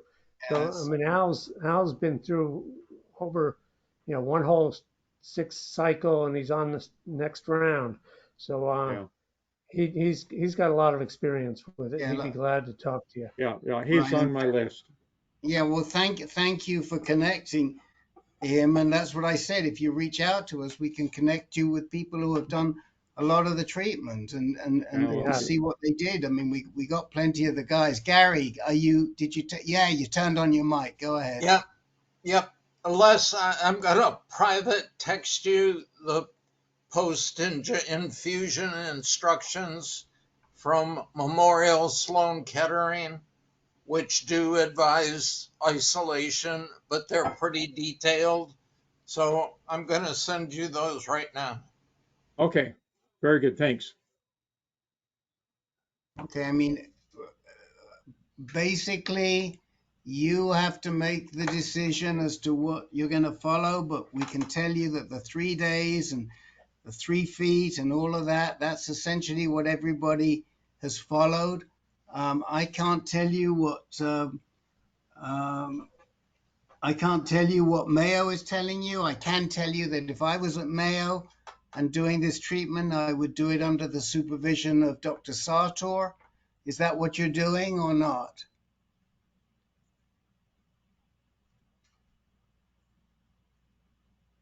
I'm sorry, I was trying to copy something here. What was that again? Okay, so rather than copying something, those 3 dots are going to download the chat for you, and you'll get them afterwards. The little 3 dots at the top of the chat window will download that for you. Okay, all right. Are you doing this treatment under the supervision of Dr. Sartor? No. Well, there are a few people in the country who are more experienced with Pluvicto than Dr. Sartor, and he's available at Mayo.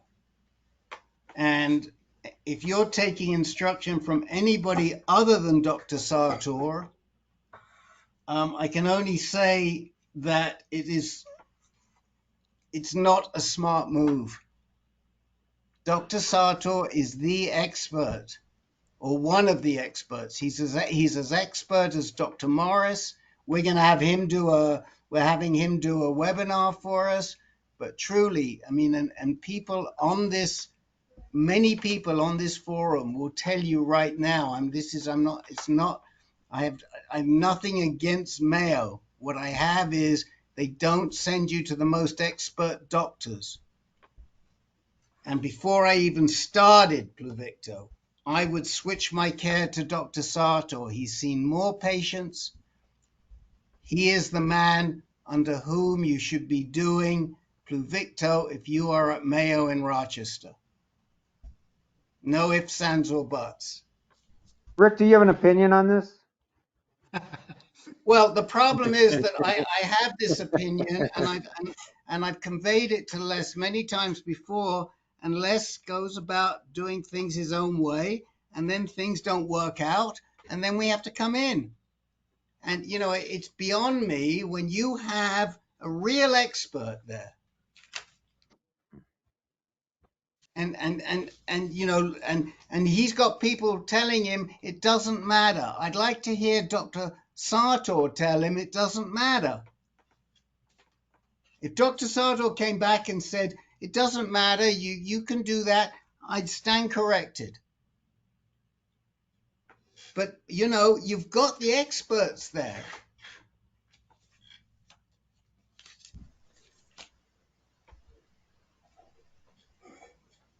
Anybody else want to comment on Dr. Sartor or what they might do? I can only tell you what I would do and where you're going to get the best possible advice at Mayo. Is there anybody who, I mean, and feel free to disagree with me, it's fine. But I mean, is this bad advice? You know, Rick, it's sort of a, not exactly what your question, answer your question, but just as a kind of associated comment. For those people who are on Pluvicto, I would suggest that you be right now exploring clinical trials, because if you're on Pluvicto, you probably have serious or severe metastatic disease. And if it works, great, and your PSA goes down and your progression disease goes down, great. If not, I think it's advantageous to go ahead and start getting a clinical trial identified so that if Pluvicto fails, then you're ready to go. One of the things I did, I think it should be done in parallel with your Pluvicto treatment. I sort of waited till I knew Pluvicto was not working, and then I started looking. And, to get the right clinical trial takes you 1 to 4 months. It's not an easy process. So I would suggest that you think about doing that now versus waiting. Well, I think that it raises several issues, Mark. First of all, there are people who do quite well on Pluvicto. I think what I would want to do before I even started, and I don't know if Les has done this, is get an FDG PET and make sure that he's concordant. Have you done that? Have you done that, Les? No, I had inquired about that, but they had indicated that they feel that the C11 choline was just as good or better than that for the purpose, for that purpose. That was their opinion. Are you concordant? Are you concordant on when you compare the C11 choline to the PSMA? Yeah, I don't know.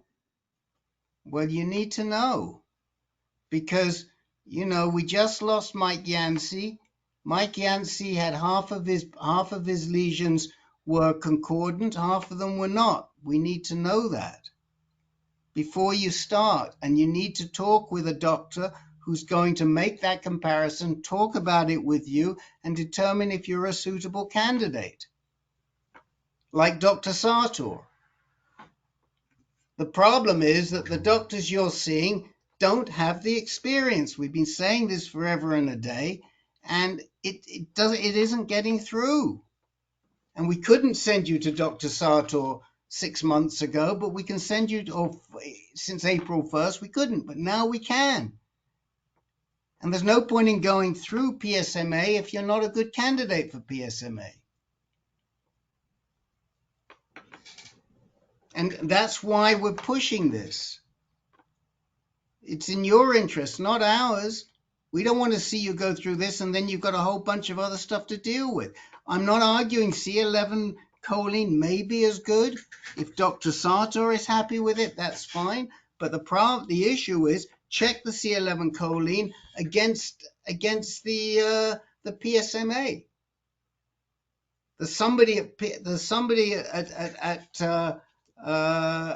at Mayo who thinks that the C11 choline is actually as good, if not better, than the PSMA, has gone on record. He's wrong. No, he didn't say that it was as good as the PSMA. He said it was this other FDG or whatever. Well, it may be. I can't speak to whether it's as good as, but the fact is, you need to know that every lesion that he sees on there, where are they seeing your metastasis right now? Well, it's several places. They've got it listed, but I don't have it right in front of me. You need a urinary medical oncologist, Les. You don't need a bloody surgeon. And I'm sorry, but I don't want to lose you I don't want to lose you, especially because you don't have the right doctor, and you have the right doctor there. And at some point, you've got to cut the cord. Because I'm not, this is my own personal opinion. As you know, I'm not convinced that this doctor's done the best for you from the beginning. Now you have one of the best available in the country right there. Put a stop on everything. Ask for an appointment with Dr. Sartor and let Dr. Sartor navigate you from here on out if you want to stick around this on the right side of the grass for a while.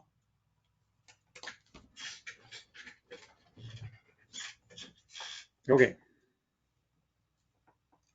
You know, you're getting the same advice from, not just from me, you're getting it from other people in this group in probably a more friendly and a warmer fashion. But they're telling you the same thing. And you need to listen to this navigation advice. There's a reason for it.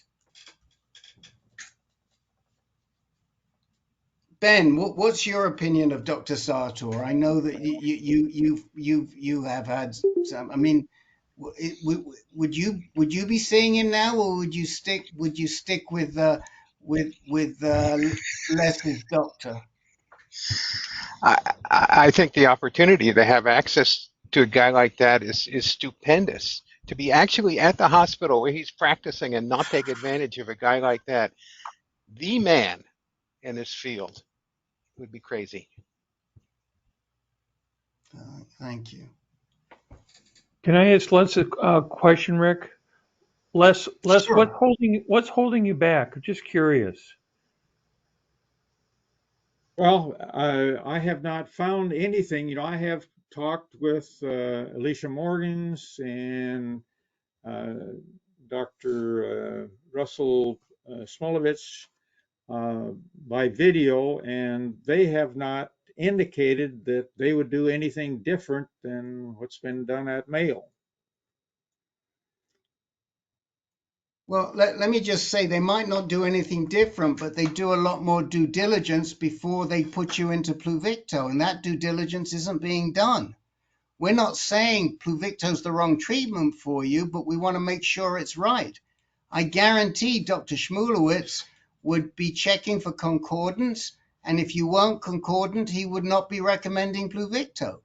Yes, Dr. Morgan or Dr. Schmulowitz are saying this, but they're assuming you're concordant. Nobody's even had that discussion with you. Yeah. I mean, it's not the treatment, it's are you eligible for the treatment? And that's what's not being covered. That's what we're saying. Go ahead, David. No, I was just trying to peel back an onion there to see what the resistance is, because I can feel his resistance, and I don't understand it, and that's what I was trying to get some clarity on. Well, I have not found a specific reason why to change. I'm always reluctant to switch horses in the middle of the stream.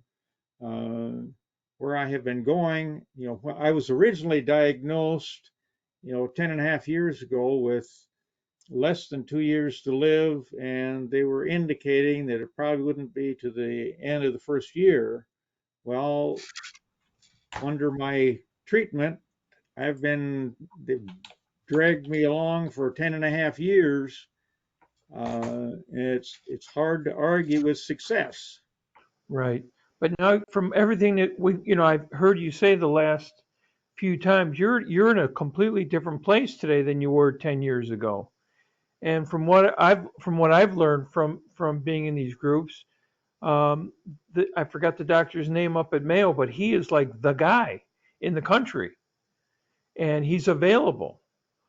And I would, if I were in your shoes, I would certainly avail myself to his experience, because he's at a place that not a lot of other people are. And I love Russell Schmulowitz, but he doesn't have that experience. The other thing is that the doctor you're seeing is a surgeon. He's not a GU medical oncologist. and you've been attending these groups long enough to know that we don't endorse surgeons to treat advanced prostate cancer. We just don't. We just I can't, we understand. cannot do it.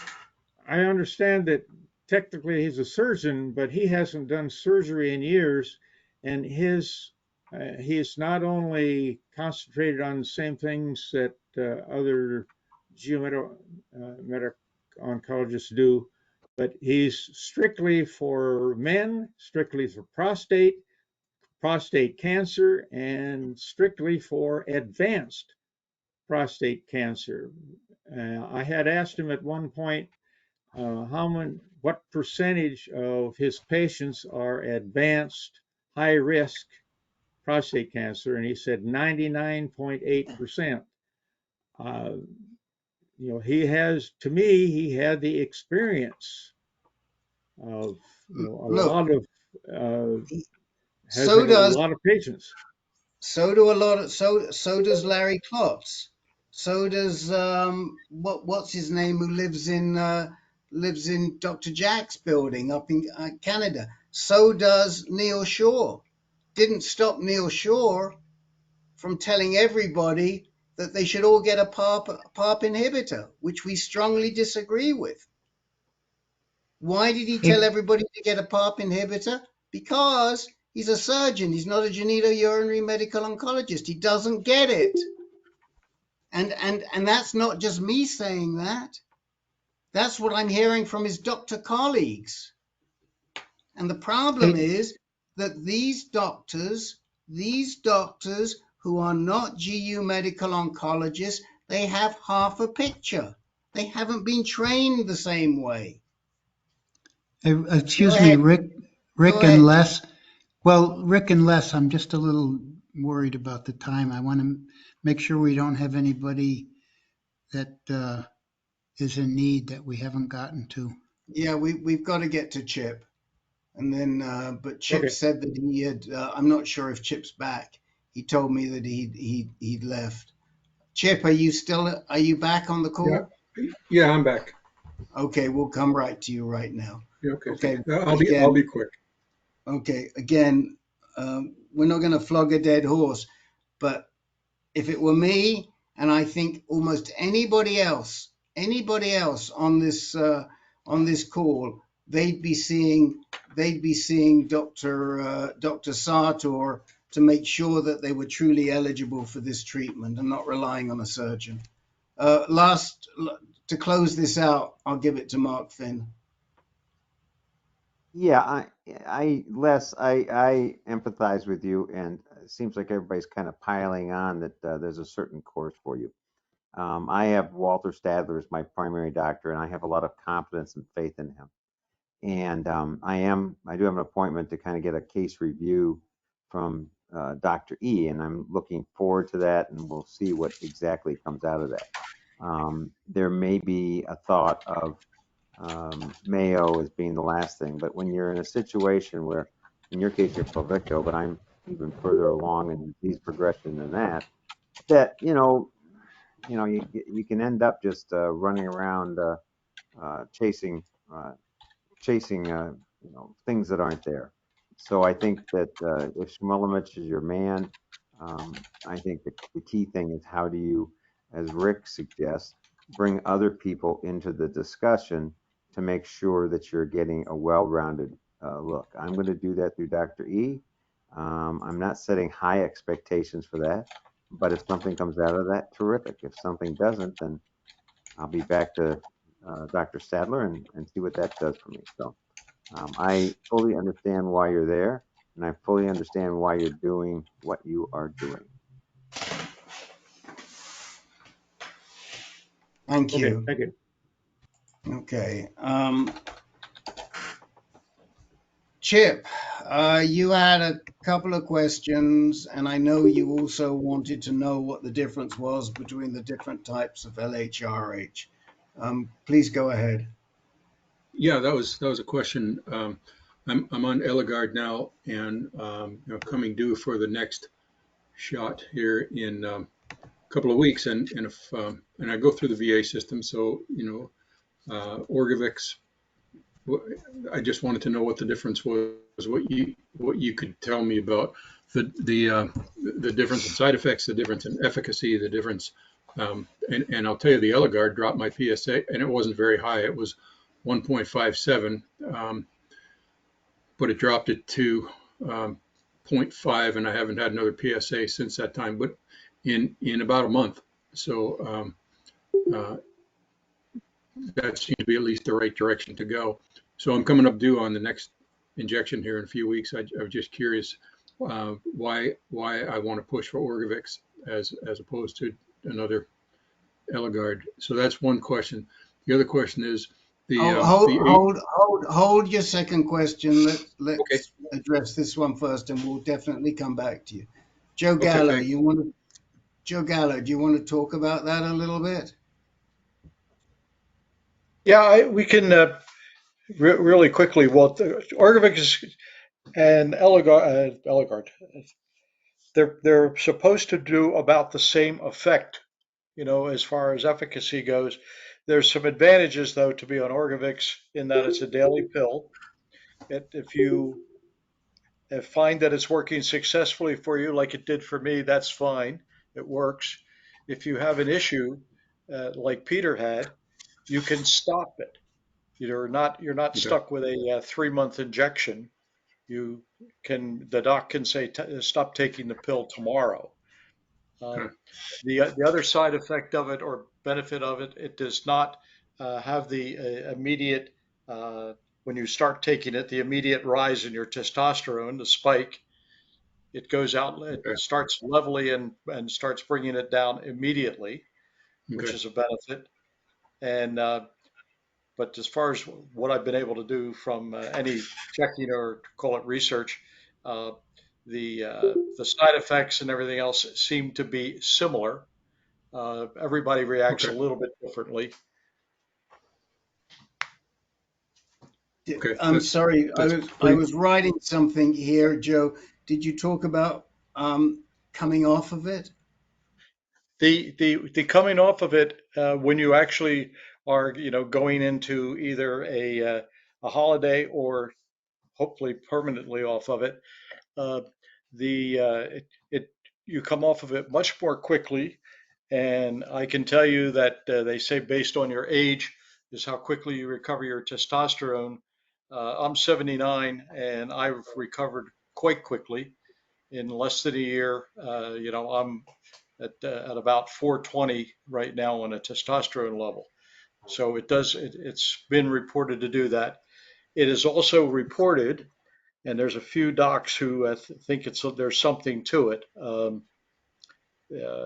Raymond McKay, for example, is a believer that it does substantiate the lower cardiovascular risk as well. Peter, you've been on both. Although I know you had some trouble with Orgovix because of the PPIs, but do you have a comment? I wasn't on Orgovix long enough. I was only on it for a month and a half or something like that. Okay. I can't really tell. Okay. Well, that's helpful right there. Anyone else have any comments for Chip? I mean, Chip, once you're started, in other words, you're just getting a follow-up shot. Yeah. It's probably less. The difference is probably less significant. Although if it were me, I would switch to Orgovix or Relugalix, and you can get it at the VA. They'll approve Yeah. it Right. Right. because it's probably. I mean, we can't say this for sure, but the thinking is it's a better drug. It's a Okay. more efficient drug, and when you come off, if you have the opportunity to get off of it, you're going to recover much quicker than if you're on Correct. a subcutaneous shot. I Yeah. know Okay. you understand these fancy words because you're a vet, so you know what I mean when I say subcutaneous. Yeah. Oh, yeah. Uh-huh. Yep. Good there. Okay. Well, I appreciate that, Joe and Rick, And and the rest. I and my appreciate it. as I said there, my cardiologist loved the fact that I was going to be on something that could be suspended immediately if there was an issue. Okay. Okay. I appreciate that. And so I have Hold on one second before we get to the second question. Dennis Okay. Correa, you have a comment on that. Yeah, it's a question actually.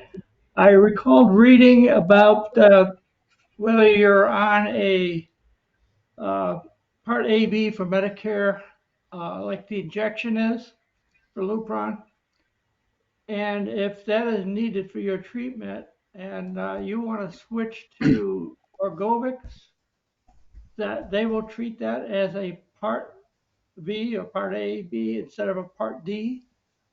Do you have any information about that? I Mine was don't. covered under Part D. Mine was covered under Part D, I can tell you that, but I started initially with Orgovyx. Yeah, Dennis is right. It's seen by Medicare in a different way. You get a Because shot that's of if you don't Eligard have in a any. hospital, and that's hospital care, and doctor care. It's not medications. But once you switch to Orgovyx, you're on Part D. Yeah, it doesn't matter if you're a vet, but for me, I'm not a vet, so I know the cost is quite a bit higher. Yeah. That's the only criteria that I'm looking at on a thing right now, because I mean it's big time cost in Part D, even with the Medicare and the supplement plan. There are several organizations, one of which, and if I can't remember what the name of it that I had, uh, I was introduced to it by Fox Chase, and they picked up the deductible or copay. So I went at no cost, and I had when it was covered under Medicare in my case. Yeah.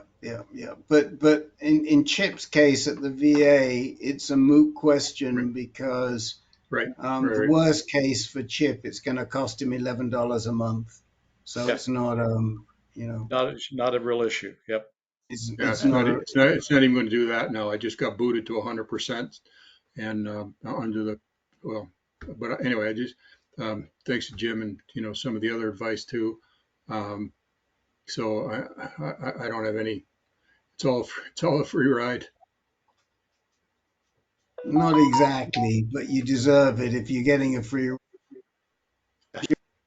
Chip.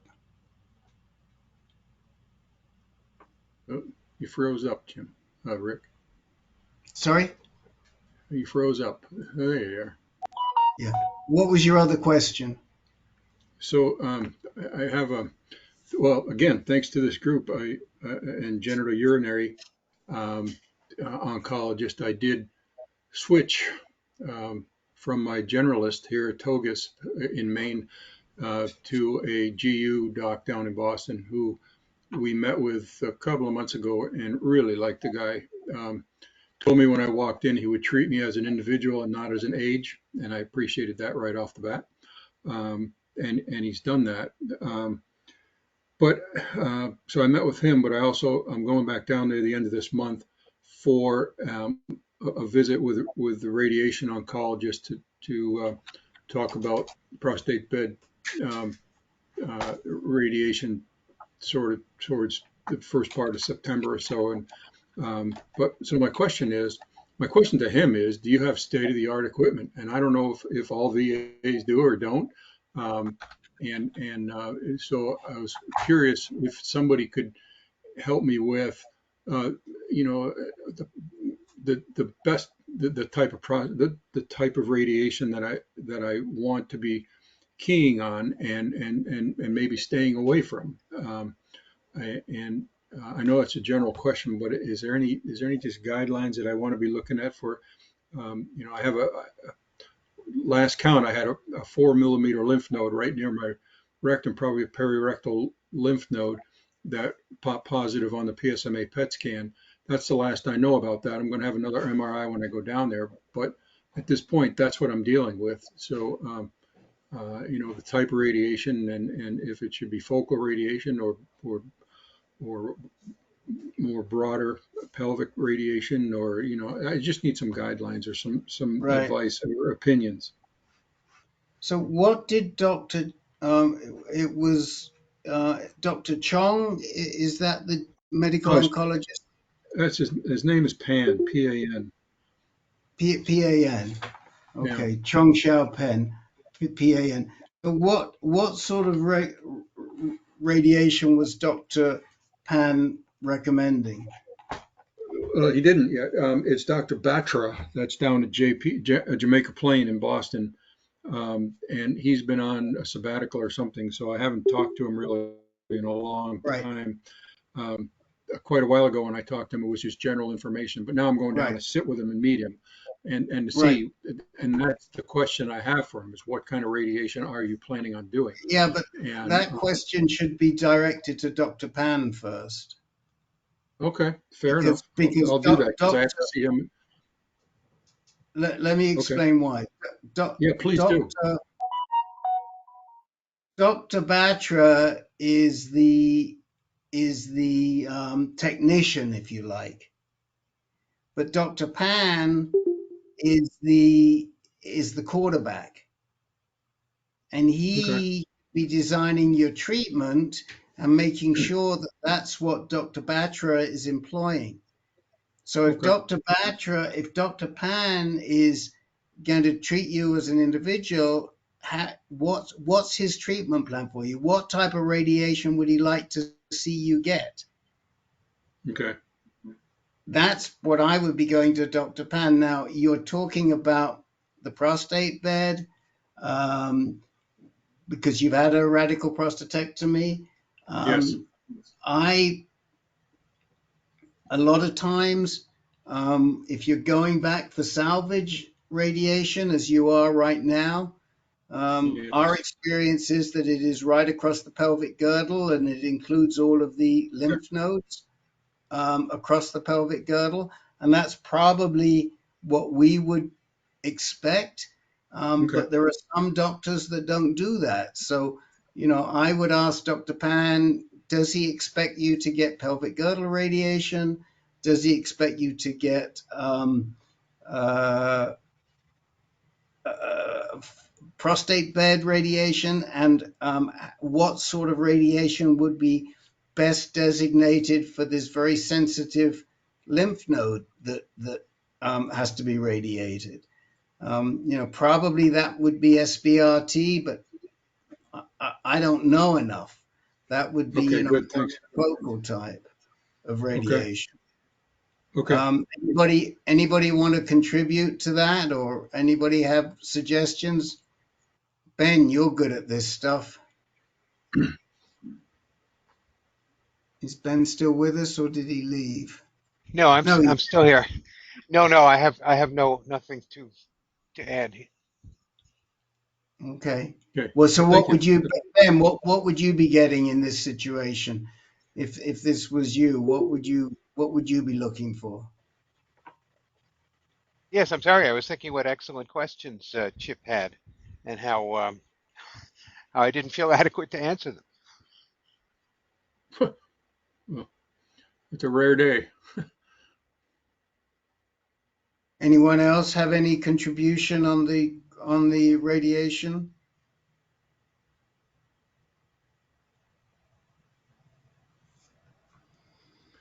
Something I've not heard on here, and when I mentioned radiation to a few people that I know up here, uh, um, one of them told me about the Datoli prostate cancer center in Sarasota, Florida, but I've never heard that come up on the discussion here, and supposedly they're like the best, but I haven't heard it had anybody mention that or heard about that here. Is there any thoughts about Datoli? Does anybody know anything about them? Yeah, our thoughts are stay well away from them.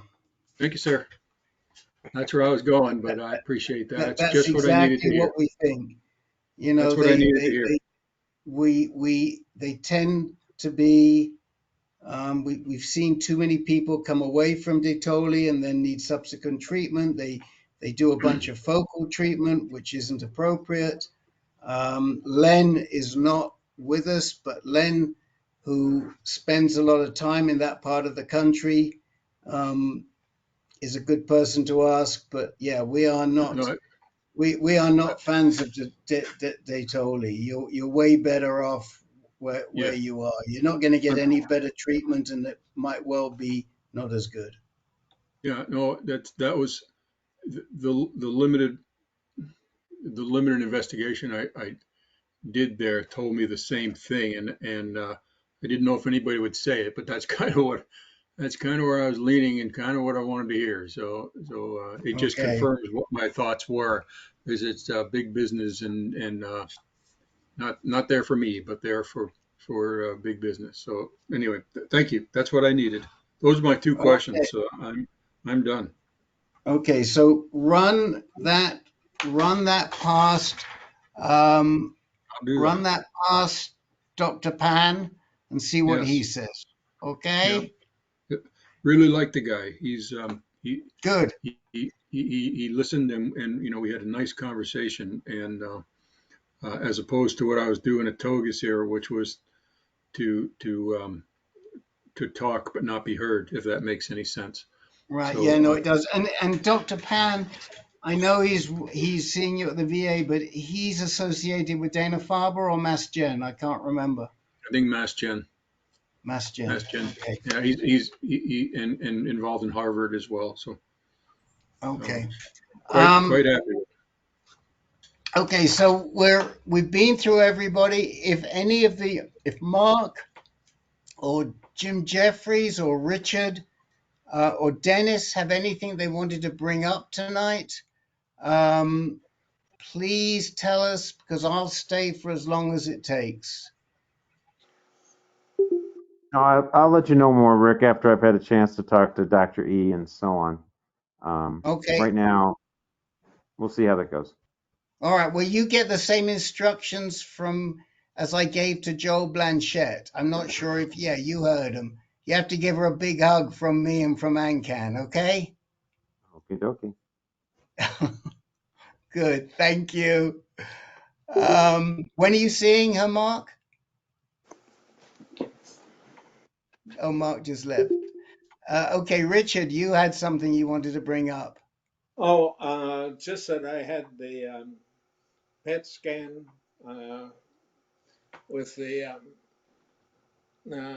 PSMT or A, pardon me. And interesting thing is the lymph nodes and prostate lit up like a Christmas tree. All of the metastasis to the lungs did not. Hmm. Hmm. Um, Hmm. Hmm. Friday, Hmm. I should hear from, well, I have an appointment with Dr. Allen and then also Markowski. Both of them are looking at it right now and should get back. But has anybody ever heard of a split like that? Well, I think what that would say to me is, did you do an FDG PET? Did you do an FDG scan, or if you were in Mayo, did you do a C11 scan? Beats me on those two. Okay. So what you got to do is go back to them and say, I need an FDG scan. This is the same issue we were talking about before with Les. We have to make sure that all of your lesions are PSMA avid. And we don't know that right now. So it could be that what you see in the prostate and around the prostate are PSMA avid, but the lung may have either gone away from your treatment or they may not be PSMA avid. Well, they showed up, but they didn't light up. They showed up where? The nodules showed up in the PET scan showed up in the lungs. Okay, what type Did of PET not scan was that showed them up in the lungs? the PET scan was the PSMA. Um, Okay, It's so are John. you telling me? I Go ahead, suspect John. Richard is probably talking about the CT scan that accompanies the PET scan. Go ahead, John. Richard is See, probably talking about the CT scan that accompanies the PET scan. yeah, you're right. I'm looking at the report now. okay, but the CT scan, John, that accompanies the PET scan is basically only going to show up is the physiology to locate where the nodes are. It's not going to. It's not. It doesn't show cancer. That CT scan that accompanies it. It just shows that there are dark masses there, and it doesn't say what they are. Yeah, matter of fact, that's the negative of the scan I'm looking at. And but boy, the CT with the LNS really showed up very brightly. The PSMA, are you talking about? Yeah. Okay, so here's what you need to do, and go back to your doctors and ask them. Tell Yeah, them you want. to them yet on this. We just got this. Okay, tell them you need an FDG scan to see if you're concordant. You could have two, especially with this foamy gland, you could have two different types of cancer going on at the same time, two different types of prostate cancer going on at the same time. And, it's beyond me why these expert doctors are so reluctant to do this concordance. In other countries, it's a requirement. And they need to know which of your lesions are PSMA avid and which are not. All of those dark masses, it may be dead stuff that's gone. But we don't know that until we do a different type of scan. Or it could be masses that are active cancer, but they don't express PSMA. Yeah. Well, the masses in the I'll call them shotgun. There are very many of them. They quit counting over 100. But the point is, they still are hanging in there less than 8 millimeters as major axis. And it has been the lymph nodes, which are obviously PSMA sensitive, that actually picked up. They've been growing now, and that's why the whole question of whether or not ADT should be continued. So, To be honest, I'm a little confused. I don't know if these. Well, the reason I'm confused is because I don't know if they did two scans. The CT scan that you get with the PSMA is solely for locating where in your body those PSMA is lighting up, because the PSMA doesn't reference the body. It's basically a reference scan. That's all.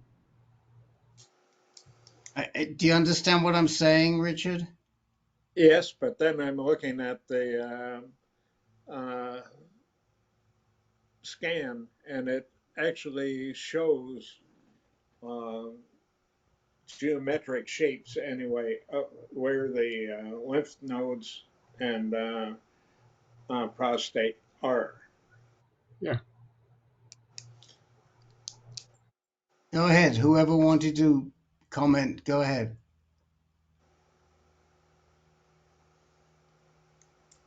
I guess the bottom line is, what are the nodules in the lungs? Yeah, We got to find out. and I have a feeling that particularly Markowski is going to suggest some kind of biopsy there, Yeah. which will, from what I hear, will be interesting to do, but be worth doing. Yeah. Okay. Well, come back next week and tell us what he suggests, and if we can help navigate you, that's fine. But I think at Yeah. this point in time, you need to know what types of prostate cancer you have in your body, and we Yeah. need to identify the different types. And evidently, it sounds like some are PSMA avid and some are not, and that should influence your treatment. Yeah. Okay, Jeff. If anybody else had that kind of a situation. Yes, a lot of people. Mike Yancey, who sadly passed away early this morning, did. And yeah, we talk about that all the time on this group, that people have more than one type of cancer, and that's why we're so insistent that you make sure it's concordant. Okay, Yeah. got to stop, Richard. Jeff. Hi, Rick. Do you have a moment? Oh, Go ahead. yeah.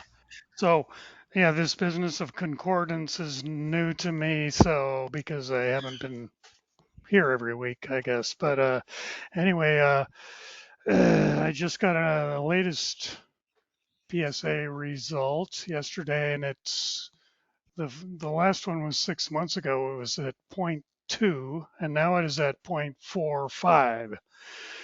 I was unhappy to see that, but then I went to the urologist this morning also, and I lined up a PSMA PET scan for next week. So that's where I am. I mean, that's all I have to report at the moment. I think that's the smart thing to do, but who is quarterbacking your care at this point in time? Well, I mean, I will go back to UCSF probably. Well, we'll see what the PSMA PET looks like. What do you think? Maybe I need to get back on their calendar because they probably don't know who I am after more than 2 years or something. So the last person I talked to was Vladimir Koshkin at UCSF GU MedOnc there. That was several years ago. I don't know Koshkin. The go-to GU medoncs now there would be the Dr. Agarwal, possibly Dr. Friedlander. They've gotten really short. A lot of people have left. I don't know who else is there right now. I mean, we're sending most people to Dr. Agarwal, as you heard earlier on tonight. That's where Steve Schuler went, and all of the guys. Or Eric Small is seeing new patients, but caveat emptor. With all of these. Okay. Well, Eric Small is recognized as one of the best GU medical oncologists in the country.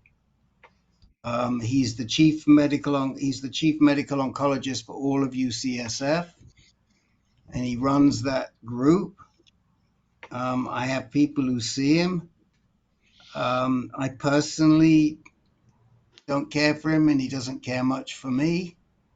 So the feeling's very mutual. That doesn't stop me recommending him, but having said that, he's not that flexible. I mean, for example, if you needed to go back to see him and you wanted to talk about monotherapy, I don't know how he'd respond to it. I mean, I have somebody who's very close to me and dear to me who went to him when Chuck Ryan left. He took him on even though he wasn't seeing people. I'm just not super impressed. At the same time, he's probably published as much or more than most people. He is very smart. He's just not my kind of guy. But so, I would see Rahul any day over Eric Small. Okay. That said, it wouldn't be wrong, but it wouldn't be my choice. I do think that if we think that your prostate cancer is recurring, that yes, you need a medical oncologist, a GU medical oncologist on your team as early as possible. And I think that you can find one at UCSF. All right. And I should probably make that call tomorrow. Yeah, I mean, just remind me, who was your radonk? That was Albert Chang. Chang, yeah, he's not there. Yeah. Right. Now there's the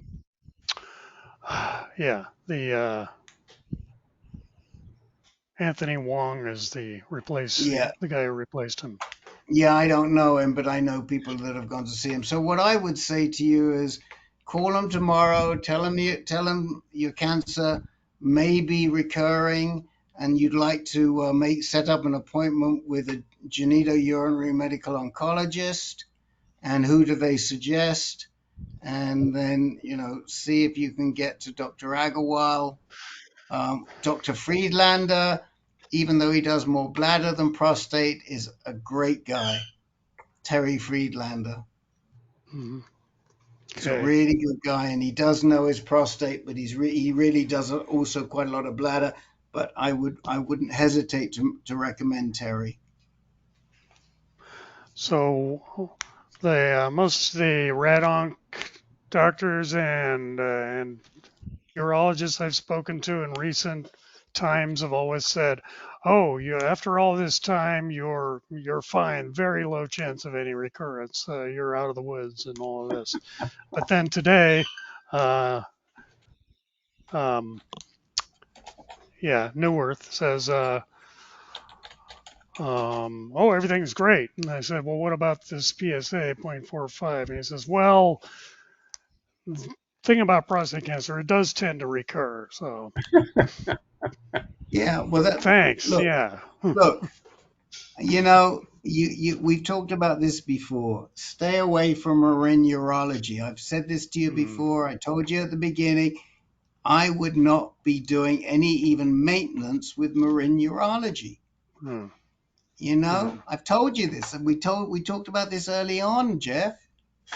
So, you know what? You can lead a horse to water, but you can't make it drink, right? And if this is where you want to go, then that's fine, but don't complain about the fact that, well, they said this, now they changed their mind. Yeah, that's why we don't send you to marine urology. All right. All right? Sorry, but, it's like... I thought they should be able to do just the basics, but yeah. Okay. Don't go to marine urology. Go to UCSF if you want basics. Jeff, anyway, either way, drop and with the testing down to, I believe, a month at a crack, not 6 months. Yeah. My suggestion. Yeah. I've been on it for 6 years now. Every month. I let Gillette. Yeah. Okay. So and I do a testosterone besides. I want to see the testosterone. Yeah. I did get that measured every too. Month. It was okay. Yeah. Well, every month I want to see that. And I told her, and she said, okay. All right. Okay. All right. I was hoping to have other things to think about, but my golden years, so. Well, all I can say is that it's not too late. Choose and do yourself a favor. Stay away from Marin Urology. We guided you away from there at the beginning, and we're guiding you away from them again now. And frankly, I don't think they would have had you on a 6-month schedule at UCSF. They might have done, but that's one of Well, the yeah. problems. Yeah, well, Wong was saying I could go to a once yearly PSA, and I pushed back on that. So Well, when was that? that was 5-6 months ago when we spoke. Yeah, Okay. January, I think. Yeah. Okay. Well, be your own best advocate. Yes. All right. All right. Look at this. So, There's only 6 of us left. Everybody's yeah. fed up with the sound of my voice. I'm going to shut off the recording right now. And Bye. the other thing is, Jeff, Yeah. please, if you want time, and we'll give you time, come in the first 10 minutes of the meeting. I know. I Please. just was having technical difficulties for the first 20 minutes. So, yeah. Sorry. Okay. Okay. Thank you. Right. Good night, everybody. Okay. I Bye. will, Ben, anything on your mind? You stayed so long tonight. I figure there's something that you wanted to talk about afterwards. All right. No, I just figured you needed support. All the other moderators had dropped off. God bless you. God Okay. bless you. God Thank bless you, you. all of you. All right. Good night, everybody. Bye. Good night, Yeah. Kaoshan. Good night. Good night. Good night. Night.